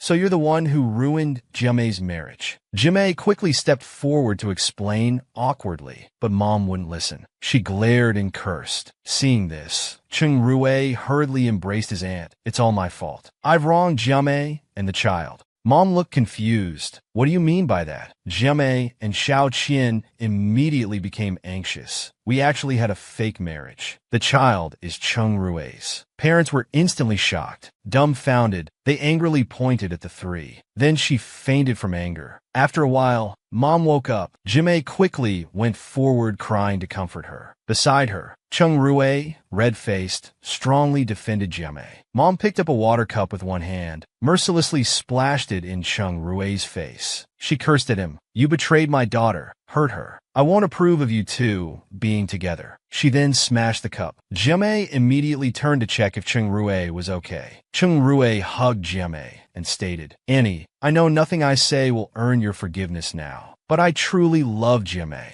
Mom wouldn't listen at all and shouted, telling them to leave. Both left very heartbroken. After they left, Mom covered her mouth in pain. "I just don't want my daughter to get hurt again." Xiao Qian awkwardly admitted that the fake marriage was his idea first. Can't blame Jimei entirely. Mom immediately changed her expression, saying fiercely, "No matter what, I absolutely won't agree to them being together." The woman agreed to date her ex-boyfriend of 5 years again, giving him another chance to prove himself. Cheng Rue stroked his chin, looking at her joyfully. "This time I'll definitely be a qualified boyfriend." Then he lowered his head, slowly leaning in for a kiss. Jimei pushed him away firmly, "Dream on," and ran away. "Don't forget you're not qualified yet." Cheng Rue suddenly grabbed her, pulled her in front of him. "No rush. I'll spend the rest of my life letting you judge if I'm qualified." Then he took Jimei to spend time together. Jimei's eyes lit up excitedly. "I want hot pot and movies." Cheng Rue saw his chance and leaned in flirtatiously. "What else do you want?" making Jimei blush. Soon after their date, they took the subway home. Jimei wondered if she ate too much. Cheng Rue suddenly hugged her. "A curvy wife is most lovable." Jimei questioned, "Are you calling me fat?" Cheng Rue looked embarrassed, feeling he'd said something wrong again. Jimei looked at him happily. "It feels like dating like we used to."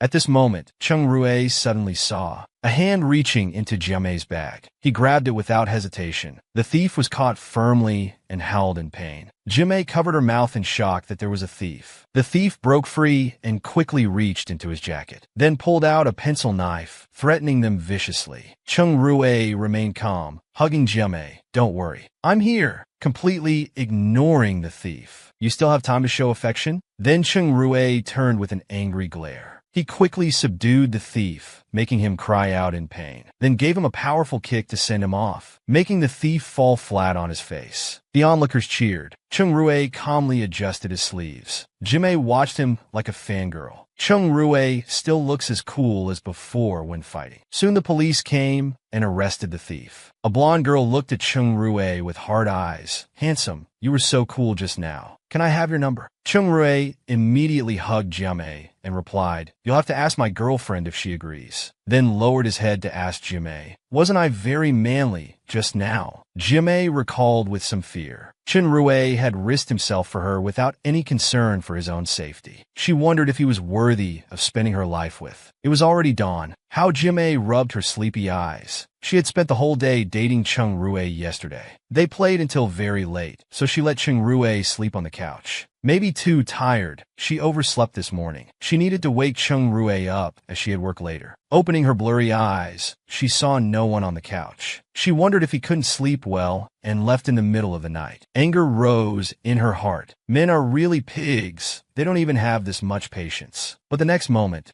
a voice responded, "No pork trotters, but I do have meatballs. Did you think I left? Are you disappointed?" How Jiamei was surprised. She saw Chung Rue wearing an apron, holding a plate of meatballs, and several dishes were already on the table. How Jiamei coughed lightly. "Not at all. Did you make all these?" Chung Rue gently held her waist, looking at her lovingly. "Yes, I woke up at 6 a.m. to cook for you. Dear wife, would you give this hard-working little bee a 5-star review?" How Jiamei pushed him away. Dream on, trying to get credit for such a small achievement. To pass, let's use a point system. You need 100 points to pass. Chung Rue confidently stepped forward and touched her chin. "I'll get it within a week." "My dear wife." How Jiamei glanced at him sideways. Unauthorized intimacy and flirting, minus 10 points. Chung Rue quickly stepped back. "What? There's a deduction system?" How Jiamei proudly said, "So now your score is negative." Chung Rue stomped his feet anxiously. "No way. We can't even be intimate." How Jiamei smiled coyly. "Chung Rue, you need to work harder." "Jiamei, why are you torturing me like this?" At the company's morning meeting, Gaozing announced good news. Jian Group officially invested in Yida Group. Amid warm applause, Chung Rue slowly entered. How Jiamei was shocked. Xiaolon clicked her tongue. "After all this time, Program Director Chung is still our boss." Chung Rue came directly to her side, smiling. "How Jiamei, I'm happy to work with you again." Jiamei was speechless. Chung Rue had really gone all out with this. After work, her best friend Xiaolon had other plans. When she was alone, Chung Rue caught up with her. "Jiamei, let me take you home." How Jiamei felt uncomfortable. "You're my boss now. How can I let my boss take me home?" Chung Rue said softly. "So what if I'm the boss? At home, I'm still your little puppy." How Jiamei blushed, "But we're not going the same way." "That's not necessarily true." Half an hour later, at How Jiamei's home, Chung Rue said, "Taking my girlfriend home. Worth 10 points, right?" How Jiamei resigned. Fine. You get 10 points. Now go home. I'm tired too." Chung Rue said, "How about this?" He was prepared and took out a key from his waist, opening the door across the hall. How Jiamei angrily said, "How can you pull this trick again?" Chung Rue said, "Jiamei, as your national boyfriend, I bought this house to take better care of you." "Not bad, right?" How Jiamei said angrily. "Drop your CEO mode. Making decisions without asking me. Minus 10 points for buying the apartment next door." Chung Rue's face fell. "So I did all this for nothing? Old tricks don't work anymore." He snorted. "Jiamei won't expect. I have another plan." The next day, How Jiamei heard a knock while preparing for work. Opening the door, she saw Chung Rue holding flowers, smiling at her doorstep. She said irritably, "It's not New Year yet. Don't stand at people's doorstep like a mascot early in the morning." Chung Rue eagerly said, "The early bird catches the worm. I've never been this diligent even during school exams. I'm really trying hard for that passing grade." How Jiamei said, "Then you've made a mistake. I don't like these flowers." Before she could say, minus 10 points, Chung Rue interrupted. "These are for our mom. It's Saturday. I knew you'd visit her at the hospital, so I ordered her favorite flowers early." "Oh, did you want some too?" How Jiamei pouted slightly. "Stop saying our mom. She's my mom." Chung Rue chuckled. He pulled out a rose from the bouquet. "Don't be angry. How could I forget flowers for my dear wife? I remember you like roses." How Jiamei beamed. "Not bad. Gold standard reward, plus 10 points." Chung Rue perked up. "Wife, I'll keep working hard." At the hospital, Hao's family watched the two arrive. They scolded Jiamei. "It's fine for you to come, but why bring your future brother-in-law? What if mom gets angry and her condition worsens?" How Jiamei angrily retorted, "What brother-in-law? Don't talk nonsense." Seeing her anger, Chung Rue said, "Never mind, I seem to be unwanted." Before leaving, he reminded How Jiamei, "Mom's just tough on the outside but soft inside. Just act cute and sweet, and it'll be fine. Good luck." While Mom How was still angry, telling them to leave quickly, Dad How tried to mediate. How Jiamei held the flowers and said, "Mom, these are your favorite flowers from Chung Rue. They help calm the nerves too." Chung Rue seized the opportunity. Uncle, Annie, I know you have concerns about me, but I promise to prove myself this time. I'll make you both satisfied. He bowed and continued, I'm willing to accept your test, as long as I can stay by Jiamei and the child's side. Mom House snorted. Your sweet talk is impressive. Is this how you fooled my daughter back then? Just as Hao Jiamei was about to explain, her mom shut her down. Dad Hao looked at his stubborn wife. He shook his head. Jiamei, take Xingrui home first. I'll talk to your mother. The couple had no choice but to leave temporarily. Hao Jiamei felt guilty about her mother's harsh attitude, but Xingrui was more optimistic, sensing from her mother's words that she might give him a chance. Hearing this, Hao Jiamei immediately twisted his ear hard. Then you better perform well. My mom isn't easily fooled. Xingrui nodded repeatedly in pain. Of course, I witnessed your mom's fierce handling of Chen Weihao back then. Just then, Hao Jiamei's phone rang. It was the landlord, Zhang Jie. Xinrui's expression relaxed slightly. The landlord's call came quite quickly. Hao Jiamei put the phone to her ear. Zhang Jie's voice came through. Jiamei, I'm sorry. I can't rent the house to you anymore. Someone bought it at a high price yesterday. I'll transfer the remaining rent to your bank account. I'm really sorry. After hanging up, Hao Jiamei cursed angrily, buying prime location apartments just like that. Which rich fool would be so wealthy and willful? Though angry, she still needed to find a new place. At the real estate agency, she was told there were no apartments available in this complex. Not just this complex, but none within 10 miles. Discouraged, Hao Jiamei cursed again. Did some money-burning rich fool buy the entire building? This is too strange. Even if this location is popular, it shouldn't be completely rented out. Thinking this, she continued to the next real estate agency. Cheng Rui grabbed her arm. Maybe some wealthy tycoon really did buy it for investment. Seeing his smiling face, Hao Jiamei casually said, It wasn't you, was it? Cheng Rui quickly shook his head. Do I look like some rich fool to you?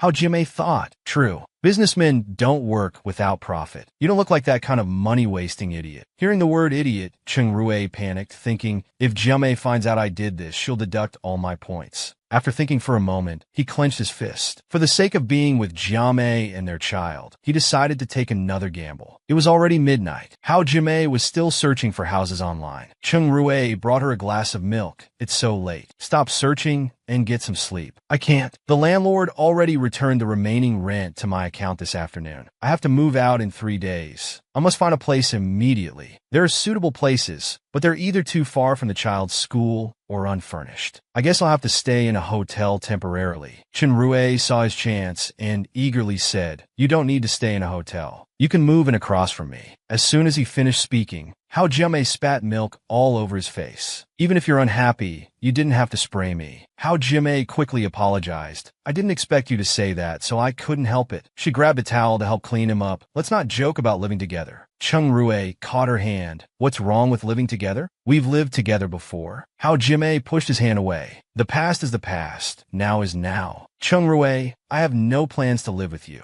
Then she stood up to leave. Cheng Rui grabbed her hand. If we live together, I can take care of you and the child wholeheartedly. Hao Jiamei shook off his hand, saying angrily, No means no. We're not married. What would living together mean? And what would the child think? She then pushed Cheng Rui out the door. It's late. Go home. I need to visit my mom at the hospital tomorrow. She slammed the door with a bang and snorted. If I moved in with Cheng Rui so quickly, I'd be too easy to fool. If he wants to get close to me, absolutely not. I won't let him have his way so easily. Cheng Rui looked at the closed door and sighed. Still not working. Looks like I need to try harder. The next day, Hao Jiamei visited the hospital and chatted with her mother. Mom, I want to take the kids back today. They haven't been to kindergarten for several days. I understand their education is important. Tonight, I'll have your brother bring their clothes over. Hao Jiamei quickly shook her head. Not yet. The landlord terminated the lease, and I'm busy moving. There's nowhere to put their things right now. Why did the landlord suddenly terminate the lease? Let me tell you, even if you have nowhere to stay, you can't live at Chen Rui's place. Seeing her mother's tone, Hao Jiamei quickly said, I plan to stay at a hotel first, then look for a house. That's better. Just don't stay at Cheng Rui's place. Hao Jiamei thought to herself, is my mom psychic? How does she know Cheng Rui's little scheme? Mom Hao put down her bowl and continued, staying at a hotel isn't a solution. Move back home. That way, I can be with the children more often. to get closer to them. Chung Rue followed closely when Hao Jiamei picked up the children. Considering the lease termination and all the luggage, Chung Rue successfully invited them into his home. Entering the house, Hao Jiamei was surprised. In just a few days, Chung Rue had made the house so cozy. All the appliances and furniture were newly bought. There was even a play castle for the children. Electric toys were everywhere in the house. Seeing Hao Jiamei's excitement, Chung Rue moved closer. I put my heart into pursuing you. Hao Jiamei cringed. Stop the sweet talk. The children are here. Seeing your effort, I'll reward you with 10 points. Chung Rue was delighted and quickly served hot water. Wife, see how nicely I've decorated? Hotels aren't a long-term solution. Why don't you and the children move in here? She spat water on his face again. First milk, now water. Hao Jiamei, you're doing this on purpose. No. Hao Jiamei quickly wiped his clothes, embarrassed. But moving to your place is impossible. My mom wants me to move back home today. Chung Rue was stunned. How can this be? I can't let mother-in-law ruin my plans. Thinking this, he fell to his knees and cried loudly. Jiamei, if you and the children move back home, it'll be so hard for me to see you all. Please move in here. I promise I'll behave well. Faced with this sudden scene, Hao Jiamei was shocked. He's really turned into a puppy. Collecting herself, Chung Rue,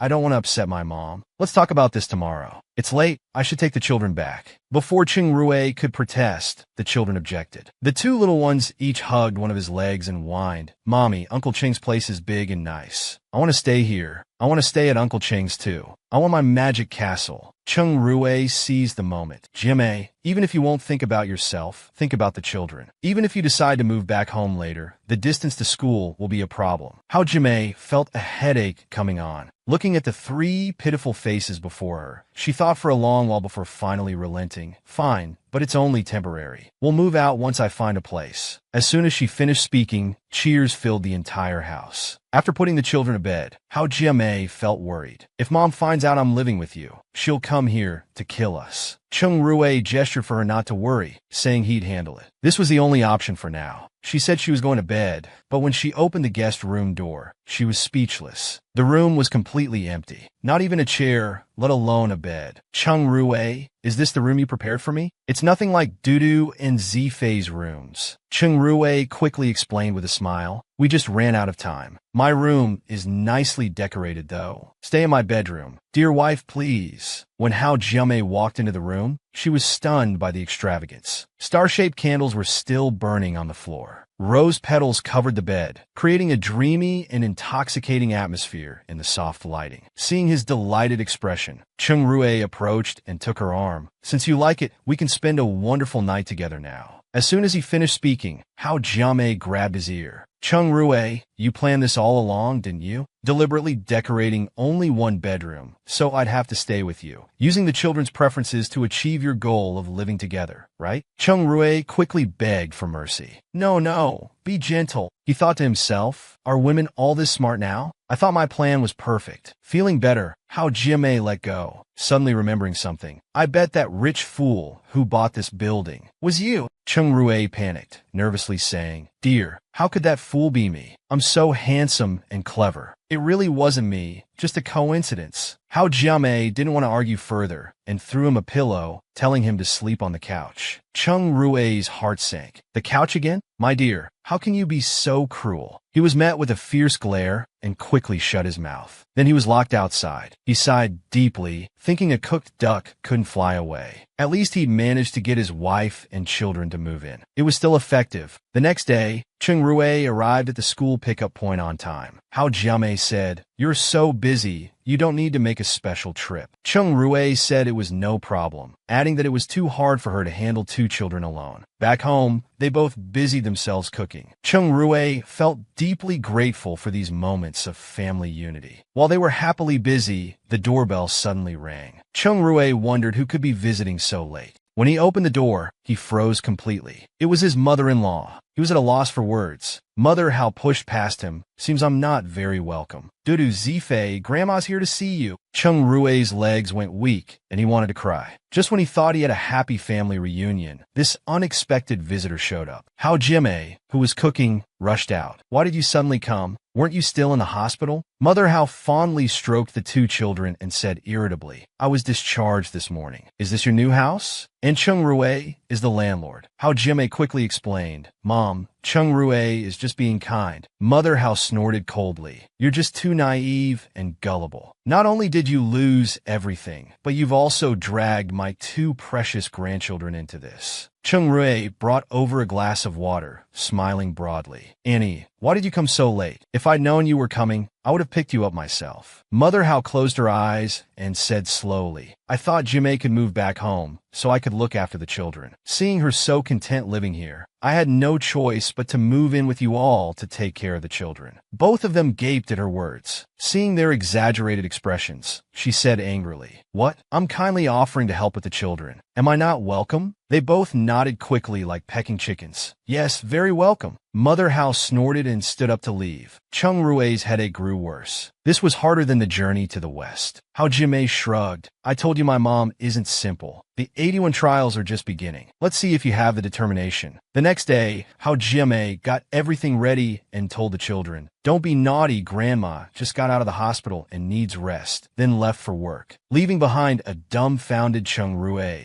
Mother Hao looked at the helpless Chung Rue and asked irritably, Which room is Jiamei in? I'll share a room with her. Chung Rue became uncomfortable. That might be a bit inconvenient. What's inconvenient about staying with my daughter? Chung Rue broke into a sweat and quickly went to the room to remove all the romantic decorations. Looking at the angry mother-in-law, he awkwardly explained, The decorating company did this. They must have misunderstood something. Annie, you must be tired from your journey. Please rest first. The sweating Chung Rue finally got through this hurdle. When Hao Jiamei returned from work, she went to the kitchen to cook for the children. Unexpectedly, Chung Rue hugged her from behind. He complained that she left him alone to face her mother this morning, so she must be punished. Then Chung Rue held her chin. He gently leaned in, their lips about to meet. A shout of Jiamei made them quickly separate. An angry mother Hao stood nearby. Jiamei, help me find something. What do you need, Mom? Your household registration book. They both broke into a cold sweat. Late at night, Chung Rue tossed and turned, unable to sleep. Having his mother-in-law here was very unfavorable to his plans. He needed to think of something. The next day, Chung Rue fully furnished the guest room with all necessary bedding and furniture. In the evening, he told Mother Hao the room was ready and that he would sleep on the couch. Mother Hao went to rest contentedly. Chung Rue finally breathed a sigh of relief. His plan had worked. After they fell asleep, he quietly opened Hao Jiamei's door. Tiptoeing in, he looked at the sleeping Hao Jiamei. As he leaned in to kiss her, Hao Jiamei opened her eyes and glared at him. Chung Rue whispered, Don't wake up, Annie. I'll just watch you sleep. Hao Jiamei dared not resist loudly, fearing her mom would hear. Damn bastard. Did you plan this too? Looking at Chung Rue so close, hearing his heavy breathing, just as she was about to speak, her mouth was covered, only able to make muffled sounds. Chung Rue ignored her struggles and kept kissing her. Just then, a loud knock at the door startled them both. Chung Rue quickly found a place to hide. Hao Jiamei quickly composed herself and opened the door. When Mother Hao saw her, she frowned at Hao Jiamei's disheveled hair, reddened lips, and loosened buttons. Suspecting something, she claimed she'd forgotten to get something. She walked in and started searching. Seeing Jiamei blocking the wardrobe, she thought Chung Rue must be inside. Despite Jiamei's attempts to stop her, she pushed her aside and opened the wardrobe. She saw nothing but clothes inside. When Hao Jiamei asked what she was looking for, Mother Hao awkwardly said she was searching for a blue embroidered qipao. Mother Hao left with relief. Then the wooden panel in the wardrobe opened, revealing a hidden second layer. Seeing Chung Rue's smiling eyes, she angrily said, It's all your fault. My mom almost caught us. Chung Rue whispered, Don't you find this sneaking around exciting? Come on, let's kiss again. Hao Jiamei refused to listen to his sweet talk anymore. She pushed him out directly. The next morning, just awakened Chung Rue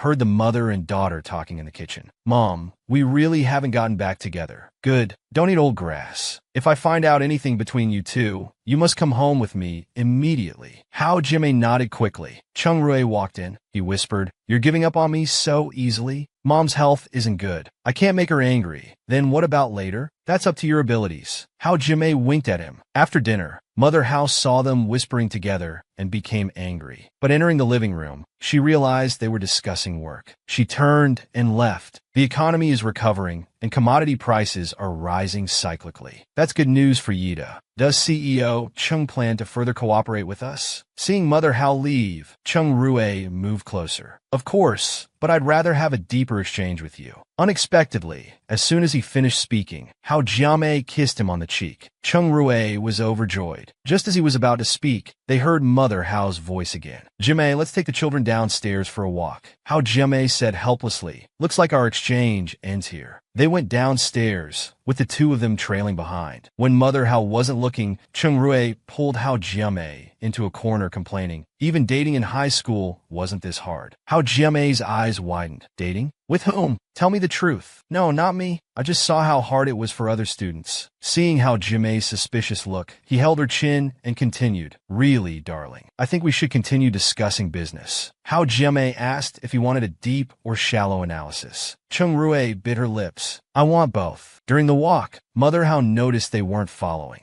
She called to the children. Dudu Zifei, Mommy and Uncle Chung are playing hide-and-seek with us. Shall we find them? The two children went happily. Soon after, Hao Jiamei returned with them. Mother Hao asked, is only Mommy here? Dudu answered, yes. Zifei looked dazed. Uncle Chung promised to take me to the amusement park if I didn't tell where he was. The observant Mother Hao came over, stroking his head. Why is my dear grandson unhappy? Just as Zifei was stammering, Chung Rue walked over. Seeing the scene, he broke into a cold sweat, wondering if he would be exposed. For the sake of the amusement park, Zifei went against his conscience and said nothing, while secretly wondering why Uncle was holding Mommy's hand. Dudu pulled Grandma away to play hide-and-seek, finally ending this crisis. Hao Jiamei's phone suddenly rang. Lu Chun, you're getting married? Congratulations, but I'm busy lately. Okay, fine, I'll go. After hanging up, she looked at Chung Rue's anxious face and explained, I'm attending a classmate's wedding next Monday. Chung Rue became nervous. Middle school classmate? Male or female? Can I go with you? No, my classmates don't know about my divorce yet. Chung Rue said, what if you meet your middle school boyfriend? Hao Jiamei covered his lips with her hand. I'm going alone. That's final. Be good and wait for me to return. She blew him a kiss. To Hao Jiamei's annoyance, her mother had the family driver follow her. Isn't this just surveillance? But her mother miscalculated this time. Chung Rue didn't show up at all. Just as she entered the wedding venue, someone called her name. The person looked familiar, but she couldn't remember the name. The man touched his hair, smiling flatteringly. It's me, Fong Zia. I even wrote you love letters before. Before Hao Jiamei could respond, a woman appeared and twisted his ear. Fong Zia, you're married to me and still thinking about your old crush? After scolding her husband, she turned to Hao Jiamei. Do you remember me? Hao Jiamei nodded, saying she did. Thinking, this is bad. I can't remember who she is. She changed the subject, pointing. Why are there so many people over there? Is there a celebrity? Fong Zia quickly replied. Not a celebrity, but might as well be. Drove up in a red sports car. All the single girls from our class rushed over. You men are the same. Can't move when you see a pretty girl. As if proving his point, two men walked over. Jiamei, you're even prettier than in middle school. The other added, more elegant too.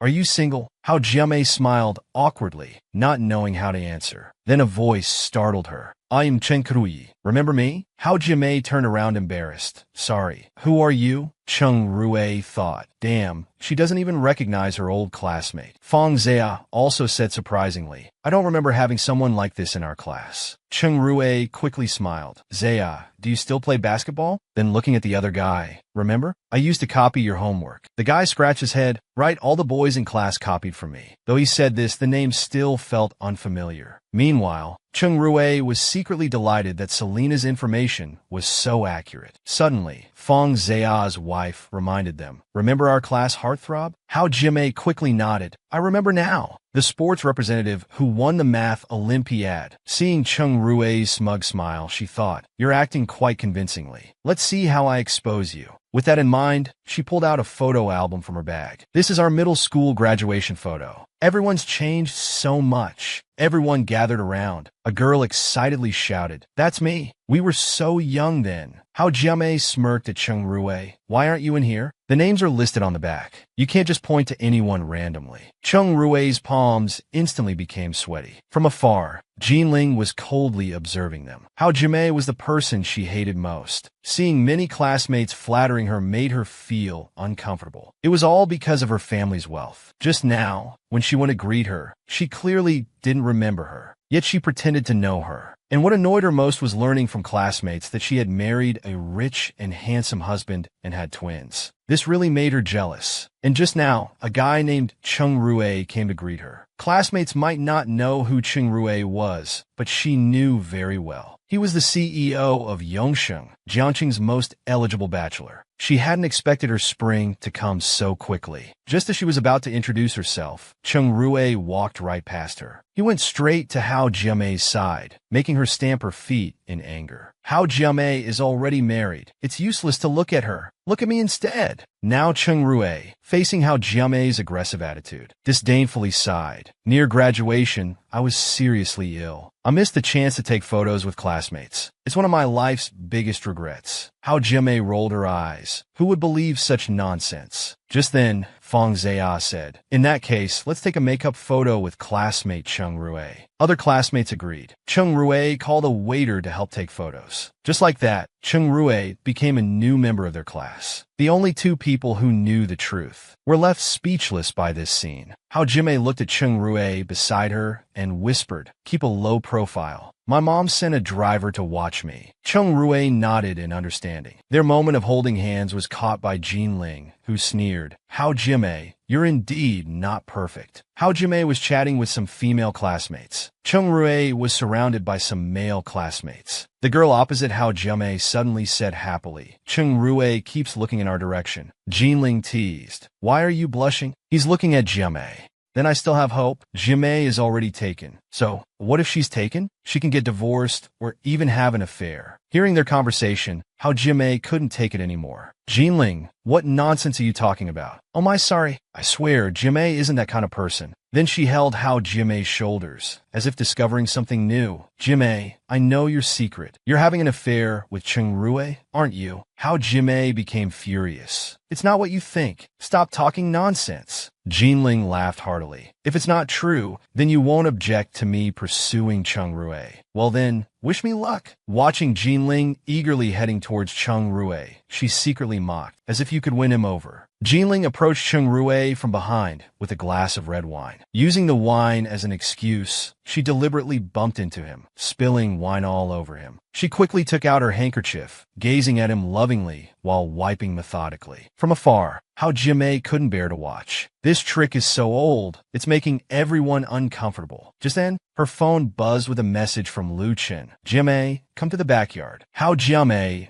hurriedly rushed to the backyard without delay. Seeing Lu Chen, she quickly asked what was wrong. Lu Chen looked at her with tears in his eyes. "Jiamei, I just heard you got divorced." Hao Jiamei didn't know whether to laugh or cry. "Don't tell me this is your urgent matter." Lu Chen excitedly grabbed her hands. "Of course, if I had known you were divorced, I wouldn't have gotten married." Hao Jiamei was so shocked by his words she couldn't speak. Meanwhile, Jinling was grinding her teeth in anger at Cheng Rui, kicking a tree. Damn Cheng Rui must be blind, actually liking a plain-looking woman with 2 kids. Unfortunately, upon arriving at the backyard, she saw Lu Chen holding Hao Jiamei's hands. This Hao Jiamei is actually juggling 3 men. She sneered inwardly. "I'll let everyone know your true face." Hao Jiamei finally came to her senses and pushed Lu Chen away. "What do you want?" Lu Chen said sincerely. "If you're willing, I'll stop this wedding." "I'm not willing, and I don't like you." She left hurriedly without looking back. In the backyard, Cheng Rui saw Hao Jiamei appear and asked where she went. She explained she went to the bathroom. Cheng Rui came to her side. "Jiamei, what kind of wedding do you want?" "I don't want a wedding." "No, we must have one." Looking at his domineering expression, she found it strange. Usually, it's the bride who wants a wedding and the groom who doesn't, but with him, it's completely the opposite. At this moment, the wedding ceremony officially began. Cheng Rui looked at the bride in the venue. "If it were you in that wedding dress, you'd look even better." Feeling overwhelmed, she gestured him to lower his voice. The host's voice rang out. "If anyone objects to this wedding, please stand up and state your reason." "I know there won't be any." However, the next moment someone actually objected. Even more surprisingly, the objector was the bride herself. Everyone was completely confused. After his confusion cleared, Luchin finally spoke. "Honey, what are you talking about?" The bride was furious. "I'm not talking nonsense. You even invited your mistress to the wedding. This is too much." "What mistress?" The bride pointed at Hao Jiamei. Hao Jiamei. Hao Jiamei was bewildered by this sudden accusation. Classmates started whispering, "What's going on? Is it true? It must be true." Luchin always liked Hao Jiamei. Seeing this ridiculous scene, Cheng Rui became angry. Standing in front of Hao Jiamei, he challenged the bride. "Do you have evidence?" The bride pointed at Jinling. "I have a witness." Jinling was distressed. She was immediately exposed. Since she was called out, there was no choice. "That's right. I saw Lu Chun holding Hao Jiamei's hands with my own eyes." "What does holding hands prove? You were just getting handsy with me earlier." "I didn't say anything." Jinling was furious. "What nonsense are you talking about?" Cheng Rui continued. "You tried to seduce me and failed. So you're deliberately slandering Jiamei, right?" Jinling was angry and embarrassed, wishing she could find a hole to crawl into. Everyone can see how Cheng Rui is protecting Hao Jiamei. That Hao Jiamei is a vixen, seducing men everywhere. Hao Jiamei, don't hide behind Cheng Rui. Come out if you dare. Seeing things had gone this far, Hao Jiamei knew it was impossible to avoid drama. Looking at Jinling, she said word by word, "But what does any of this have to do with you? You keep asking these questions just because you're jealous of me. You see me doing well. Instead of trying to improve yourself, you try to smear me, wanting me to be as miserable as you.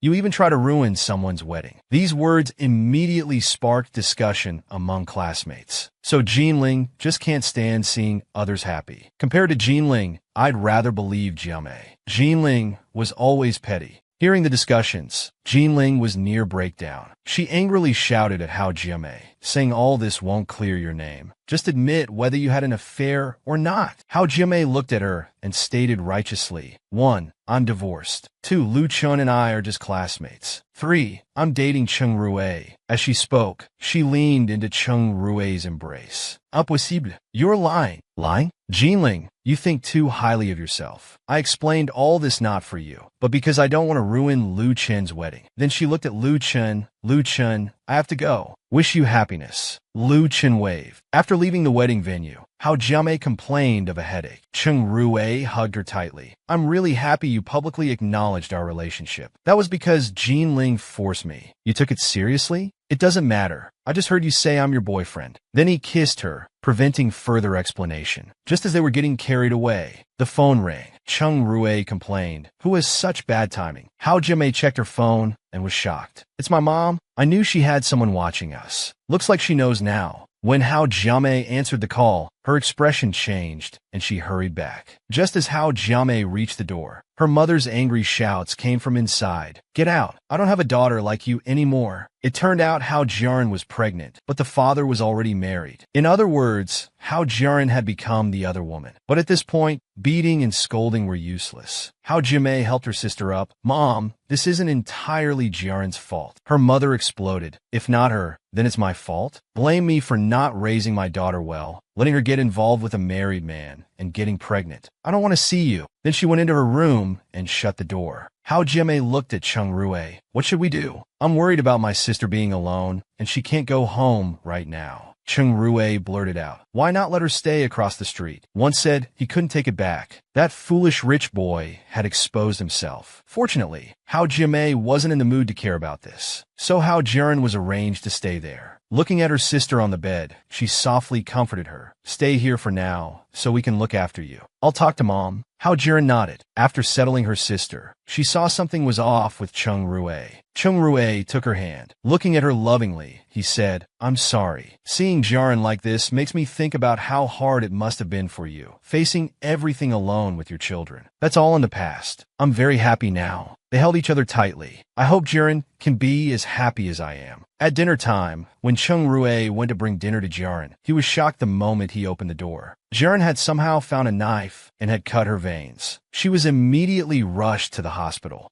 By coincidence, Jinling saw them in the hospital corridor. Seeing Cheng Rue involved in such gossip-worthy events, she immediately took out her phone and secretly recorded it. Completely unaware of this, Cheng Rue and others sent Hao Jiamei to the operating room, both quickly supporting their swaying mother. "Mom, don't worry. Jiren will be fine. The doctor said there's no danger to her life." Mrs. Hao now felt somewhat regretful, blaming herself for saying such harsh words to Jiren. Hao Jiamei patiently consoled her. Cheng Rue handed Jiren's phone to Mrs. Hao. "Annie, this is Jiren's phone." She did this after seeing someone's message. Mrs. Hao was startled, wanting to know who had hurt Jiren. It was from Jiren's boyfriend, Fu Xuechen. He had texted saying if Jiren loved him, she should prove it with her life. Mrs. Hao was furious. Cheng Rue said, "Annie, if you trust me, let me handle this matter." A nurse came to ask for the medical fees. Cheng Rue wanted to pay, but Mrs. Hao firmly refused. Cheng Rue sighed. "Annie is so strong-willed. Yes, even my dad, an old military man, listens to my mom at home. Looks like to marry you successfully. I need to win over your mother first." Hao Jiamei twisted his ear. "Daydreaming again? Aren't you?" Cheng Rue yelled in pain. "Gentle." Just then, a nurse came to report that the patient was awake. Jiren was crying as soon as she woke up. "Why save me? Just let me die." Hao Jiamei kept comforting her, afraid she might do something extreme again. Cheng Rue spoke up. "Fu Xuechen would probably be happy if you died." Jiren looked at him through her tears. Cheng Rue knew she was waiting for him to continue. "Isn't that right? A woman willing to die for him. He'd be thrilled to see his charm is so powerful." The previously suicidal Jiren immediately protested. "Xuechen isn't like that." Cheng Rue persisted. "Then why did he ask you to prove your love through death?" Jiren was speechless, not knowing how to respond. Tears streamed down her face. Cheng Rue knew his words were having effect and pressed on, moving closer, "Because he doesn't love you at all. He only loves himself." Jiren covered her face with both hands, shaking her head slightly. "It's not like that." Closing the door,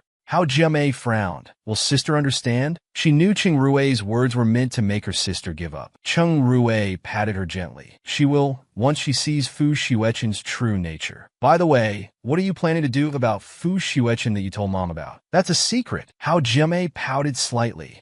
"Secret? I don't even want to know." Cheng Rue immediately hugged her, embarrassed. "Dear wife, how could I not tell you?" After hearing his plan, Hao Jiamei felt uneasy. Cheng Rue gave her a reassuring look. "He dared to treat my wife's sister like this. Of course I'll make him pay." As they were talking intimately, Mrs. Hao walked over. "Cheng Rue, I told you if I saw you with Jiamei, I would take Jiamei home." Cheng Rue quickly bowed in response, thinking to himself, "If I want to date her daughter, I can't offend this mother-in-law. However, considering you saved Jiren, I'll let it go this time. But I still don't approve of your relationship." They both suddenly looked like frost-beaten eggplants. Little did they know that everything at the hospital was being secretly monitored by Jinling. She smirked coldly, determined to ruin Hao Jiamei's reputation this time. Hao Jiren's emotions had stabilized, and Mrs. Hao's heart was somewhat at ease. Just then, they heard hurried footsteps in the corridor. The door was pushed open, and a man entered, calling out Jiamei. Hao Jiamei on the bed heard the voice and sat up excitedly. "Xuechen!"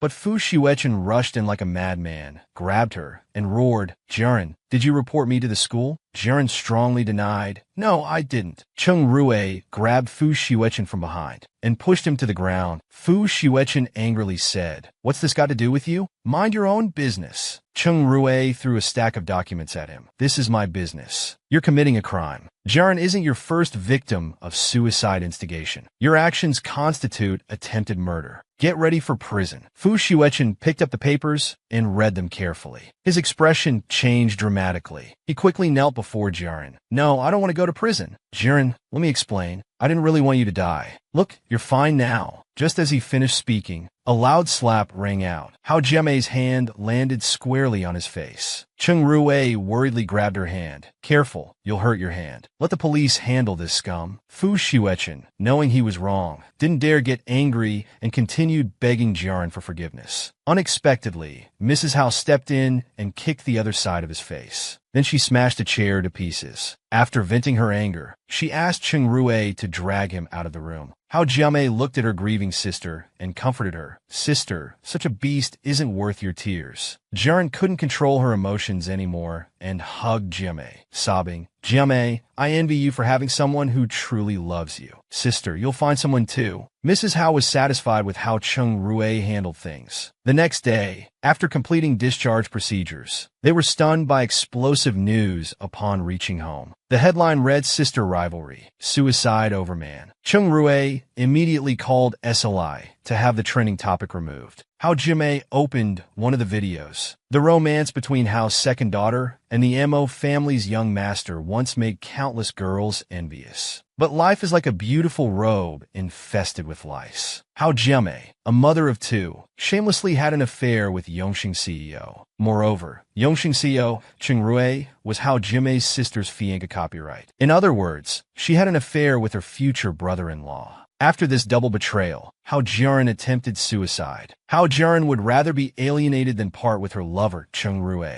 It's just pitiful how her two children will face their mother. Mrs. Hao was furious seeing these news reports. Who's spreading these lies? Nonsense. Jiren felt very guilty, blaming herself for causing this situation. But Hao Jiamei smiled and said, don't worry about it. This kind of gossip will blow over quickly. Then she pushed them inside to rest. After closing the door, she quickly sought out Cheng Rui. She said she didn't mind what happened to herself, but the children shouldn't have to hear such gossip. Cheng Rui assured her he would handle everything. Then he held her in his arms. Suddenly, allow Mom. What are you doing? They quickly jumped apart. Zifei stood there with clenched fists. Hao Jiamei noticed his dirty clothes and some scratches on his face. She asked what happened, but an angry Zifei refused to answer. Dudu, who had just returned, said brother got into a fight. Cheng Rui blurted out, why did you fight? Zifei shouted, none of your business. Hao Jiamei quickly scolded him for being rude. But Zifei just snorted at Chinyu, saying I hate him. I don't want to see him, before running to his room and slamming the door. While they stood there confused, the secretary explained that Zifei's classmates had seen the online video, which led to the fight. Understanding now, Cheng Rui secretly vowed to find who was behind this. At the hospital, Jinling scrolled through her phone, feeling extremely satisfied. Hao Jiamei, you must be suffering now. A colleague came to tell her the supervisor wanted to see her. A termination letter awaited Jinling. Jinling, someone reported you for leaking patient privacy. The hospital has decided to terminate you.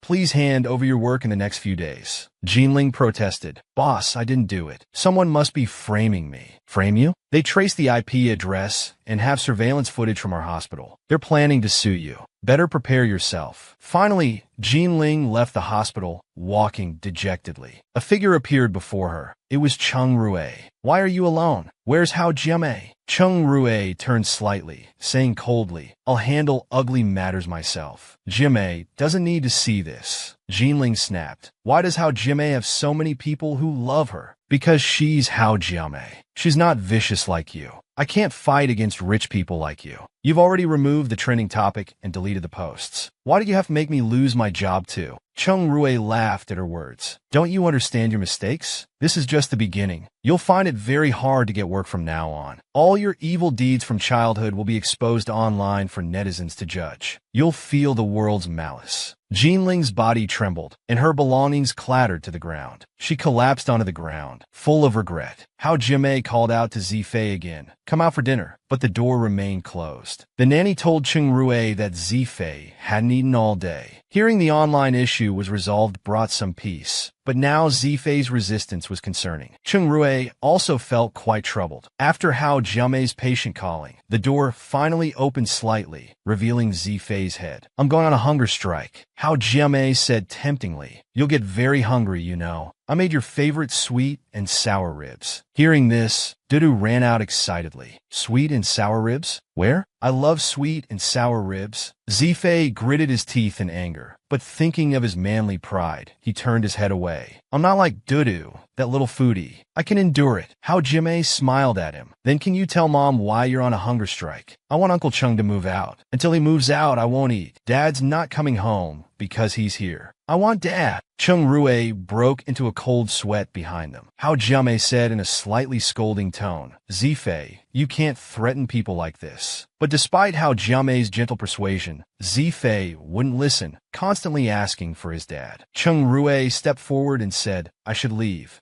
Hao Jiamei looked at him with guilty eyes. Chung Rui forced a smile, indicating it was fine, then dragged his weak legs across the floor. Outside, he heaved a heavy sigh. Just when things had improved with his mother-in-law, now his son became the obstacle. He pulled out an engagement ring from his pocket. It seemed the proposal would have to wait. Time flew by, and soon it was New Year. Watching the two children playing, the family seemed happy together. Hao Jiamei prepared New Year gifts for both children. A children's phone for each, hoping Dudu and Zifei would be healthy and happy in the new year. Happy and joyful. Zifei took the gift and said, Mom, didn't you say you'd buy us phones in a few years? Hao Jiamei sensed trouble. This child was so observant. She stammered, Uncle Chung bought these for you. The next moment, his phone was thrown to the ground. Zifei shouted, I don't want anything from him, and ran to his room. The nanny shook her head helplessly. Zifei was so stubborn. Late at night, while Hao Jiamei was putting the children to bed, her phone rang. She got up to leave, not knowing that Zifei wasn't asleep. He opened his eyes the moment she got up. Downstairs, she saw Chung Rui waiting. Chung Rui asked directly, I heard from Zheng Song that Zifei didn't accept my gift. Hao Jiamei smiled awkwardly. He's very close to Xiao Qian. That's why he rejects you. I know, I don't blame Zifei.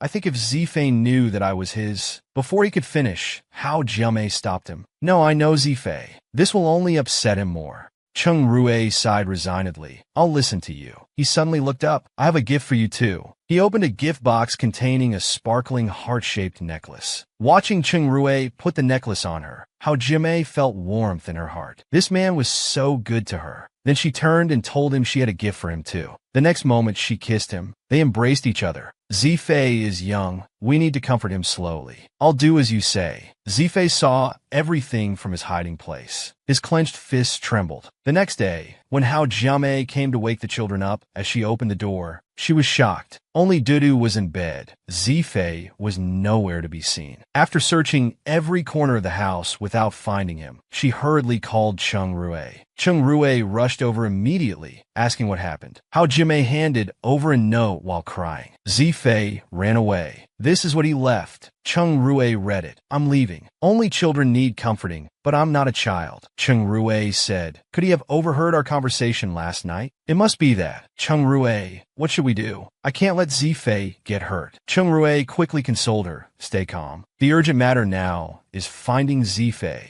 The nanny came out and said, Chung Rui, you're mainly responsible for this. But you're right. Now's not the time to be upset. We must find Zifei first. The good news is one phone is missing, meaning Zifei has it with him. But he's not answering calls. Chung Rui said excitedly, both phones I gave the children have GPS tracking. I can track them with my phone, he said while operating his phone. They quickly found his location, showing at the train station. They rushed there hurriedly. On the way, Chung Rui suggested sending text to Zifei. He might read texts even if he won't answer calls. So Hao Jiamei kept sending encouraging messages. After countless messages, finally, there was a response. Zifei's voice came through. Mom, I don't want you to be with Chung Rui. Okay, if you come back, Uncle and Mom will separate. Don't treat me like a child and lie to me. Mom promises you. Where are you? I'm on the second floor. Zifei, don't move. Don't hang up. Mom's coming to find you. As they anxiously reached the second floor, the call suddenly cut off. The child wasn't there. Hao Jiamei panicked. Chung Rui held her hand saying, don't panic. Let's check the surveillance. They went to the monitoring room and explained the situation. They quickly found that 1 minute ago, Zifei was dragged away by someone in black. Hao Jiamei was completely lost, not knowing what to do. Then the phone rang. It was Zifei's phone. A strange man's voice came through. I have your son. If you want him alive, prepare 50 million in ransom. Who are you? Why did you kidnap Zifei? Hao Jiamei shouted anxiously. Chung Rui grabbed the phone. Don't hurt the child. We'll agree to whatever you want. After hearing the conditions, Chun Sheng said firmly, but if you touch a hair on Zifei's head, I'll make you wish you were dead. The voice replied they only wanted money, wouldn't harm the child. After hanging up, Chung Rui gestured to stay calm. The kidnapper said the exchange is tomorrow. I suspect it's someone who knows us. 50 million isn't a small amount. If they didn't know who we are, They wouldn't risk asking for such high ransom. Hao Jiamei asked if he knew who did it. Cheng Rui shook his head. But we must find him and bring Zifei back safely. The next day, 50 million in cash was ready. While they waited anxiously, the phone finally rang. 8 p.m., East City Machinery Factory entrance for the ransom. Only one person can come. No police. I'll release him after receiving the money. Cheng Rui nervously said, money's not an issue. Just keep the child safe.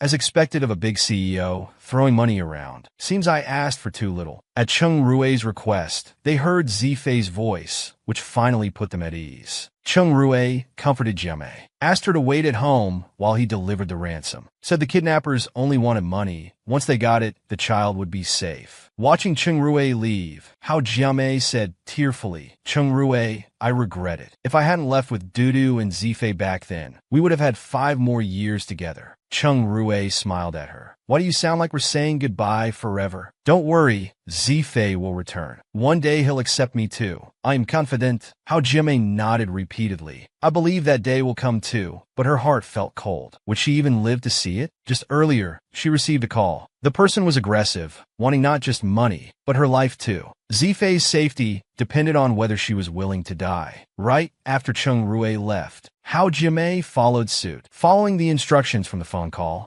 she arrived at an abandoned warehouse. A woman's voice came from the darkness. Hao Jiamei, you really dared to come. Seeing who it was, Hao Jiamei became angry. Jinling, why are you doing this? Jinling laughed coldly. Why? Because you and Cheng Rui made everyone turn against me, made my life worse than death. Now I'll let him taste the same feeling. Several men appeared around them. One of them looked at Hao Jiamei, drooling, thought we were just getting money, didn't expect to get a woman too. Hao Jiamei felt scared seeing the lustful men. A man grabbed her hand, chuckling. Hao Jiamei tried to struggle, but he was too strong. As he was about to make a lewd move, a fist emerged from the darkness, hitting his face. He screamed in pain. The newcomer stepped on his hand. Is this the hand that touched my wife? Hao Jiamei was startled. Why are you here? Cheng Rui glanced at her. I knew something was wrong. I put a tracker on you. A tracker. The other 2 thugs said. So what if you found us? Just one more to die. They charged forward, playing the hero.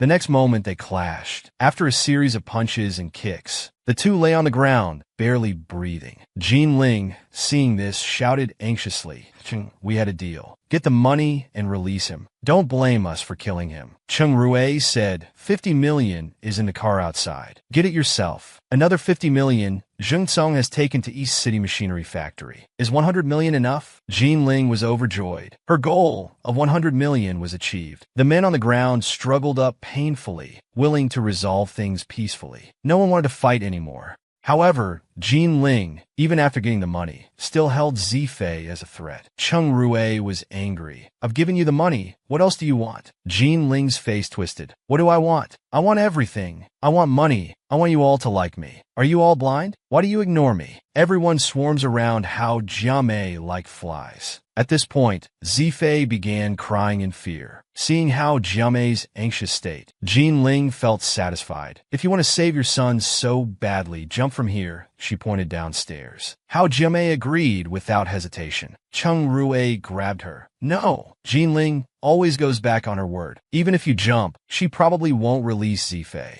He suddenly turned to Jinling, shouting, I'm the one who made you lose your job. I'm the one who told all hospitals not to hire you. So you should hate me, not Jiamei. I'll jump instead of her. Jinling laughed loudly. Suddenly Zifei said, Uncle Cheng, don't jump. Cheng Rui paused. After a moment of silence, he said softly, Zifei, actually, I am your father. At these words, everyone, including Zifei, was shocked. Jinling laughed even harder. Haha, Hao Jiamei, you really are despicable. Cheng Rui, you don't need to jump anymore, because I've thought of a way to make you suffer 10 times, 100 times more. The next moment, she pushed Zifei down. Cheng Rui was horrified. In that split second, he leaped forward, grabbed Zifei, and they both fell. There was a loud thud as they hit the ground. Hao Jiamei screamed frantically. The ambulance quickly took them to the hospital. The doctor told how Jiamei, the child, wasn't seriously injured. The adult had protected him with his body, but he lost too much blood and his condition wasn't optimistic. How Jiamei begged the doctor to save him. The doctor said they would do their best, but the family should be prepared. Zifei tugged at the doctor's coat. "Doctor, if Uncle Ching needs blood, you can take mine." The doctor patted his head appreciatively. "You're a good child." Zifei burst into tears. "I'm not good. If I hadn't run away, Uncle Ching wouldn't be hurt." How Jiamei quickly consoled him, saying it wasn't his fault. After a long wait, the operating room door opened. The doctor came out saying the surgery was successful, but recovery depended on the patient himself. How Jiamei entered the ward, looking at the sleeping Cheng Rui. Tears fell as she kept stroking him. "You won't leave me and the children, will you?" She felt something hard under the pillow. Taking it out, she cried even more. He had already prepared to propose to her. When Cheng Rui's sister came, she saw how haggard Jiamei looked and became worried. She urged her to rest, fearing for her health. How Jiamei insisted she was fine. She kept waiting outside, thinking about the past, occasionally wiping tears from her eyes. Time passed. A nurse came to tell her that the patient was awake. How Jiamei immediately perked up. She rushed to the ward, but was met with Cheng Rui's cold face. She looked at him helplessly. Then she heard Cheng Rui's voice. "How Jiamei, let's break up." How Jiamei felt dizzy, as if struck by lightning. Zifei spoke up. "Cheng Rui, I was too willful before." Cheng Rui stroked Zifei's head. "You did nothing wrong. It's my fault for not taking good care of you both." How Jiamei held back her emotions. "We'll talk later. I'll take Zifei home to rest first." After they left, his sister couldn't help but scold. "Brother, have you lost your mind? Didn't you say Jiamei was everything to you?" Cheng Rui lowered his head and sighed. "Jiamei is the one I love most. She'll understand why I'm doing this." After leaving with How Jiamei, her mother couldn't help saying, "Did Cheng Rui hit his head too hard?" How Jiamei lifted her head stubbornly. "Cheng Rui is the one I love most. I know why he's doing this." Back home, before How Jiamei could rest, Duda pulled her aside, looking at her eagerly. "Mom, I heard Cheng Rui is my father." At this point, How Jiamei felt no need to hide it. "Yes, Dudu. Mom knows it's hard to accept." She thought he would react like Zifei, with anger and resistance. But unexpectedly, Duda jumped with joy. "That's great. Now I have two dads to love me." His reaction lifted How Jiamei's spirits considerably. Zifei ran over to pull Dudu away. "Don't bother Mom. She's already very tired." Looking at this scene, How Jiamei felt comforted. Dudu was the most optimistic child, Zifei the most sensible. "Mom's not tired." "Zifei,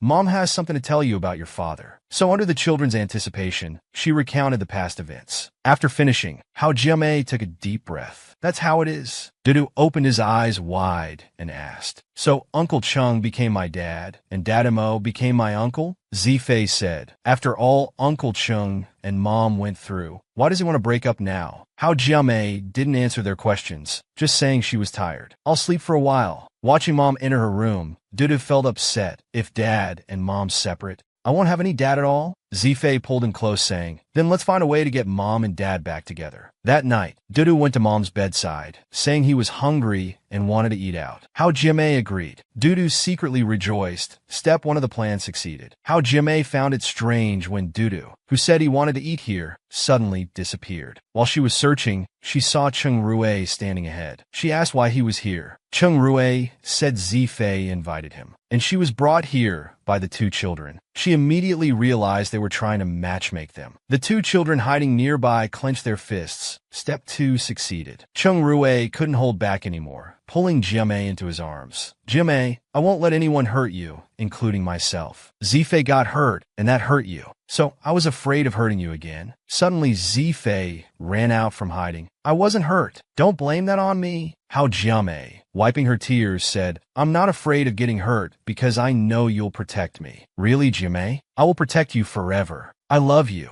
How Jiamei looked up. "Cheng Rui, this time you must marry me. The children and I are sticking with you for life." The two children cheered along. The sacred and solemn church was extraordinarily lively now, as a grand wedding was about to take place. This wedding could be said to be the grandest in the province. After all, it was the CEO of Yongxing's wedding. But it's almost 11 o'clock now. Why hasn't the wedding started yet? Could it be that the groom backed out? People had started various speculations. Meanwhile, the protagonists of this wedding were thoroughly enjoying a game of poker. The floor was a mess. After a while, following Chung Rue's trembling, how Jimei complained, "It's all your fault. You ruined my makeup." "Jimei, you look better without makeup anyway." Finally, under everyone's anticipation, the wedding officially began. The bride and groom walked in slowly. The groom was distinguished and elegant. The bride was fresh and graceful, dignified and elegant. What a perfect match, truly made in heaven. At this moment, Hao Jiamei was incredibly excited. "I can't believe we're getting married." The stories between them felt like they happened just yesterday. "I went to Jiangcheng because of Chen Weihao, but stayed in Jiangcheng because of Cheng Rue.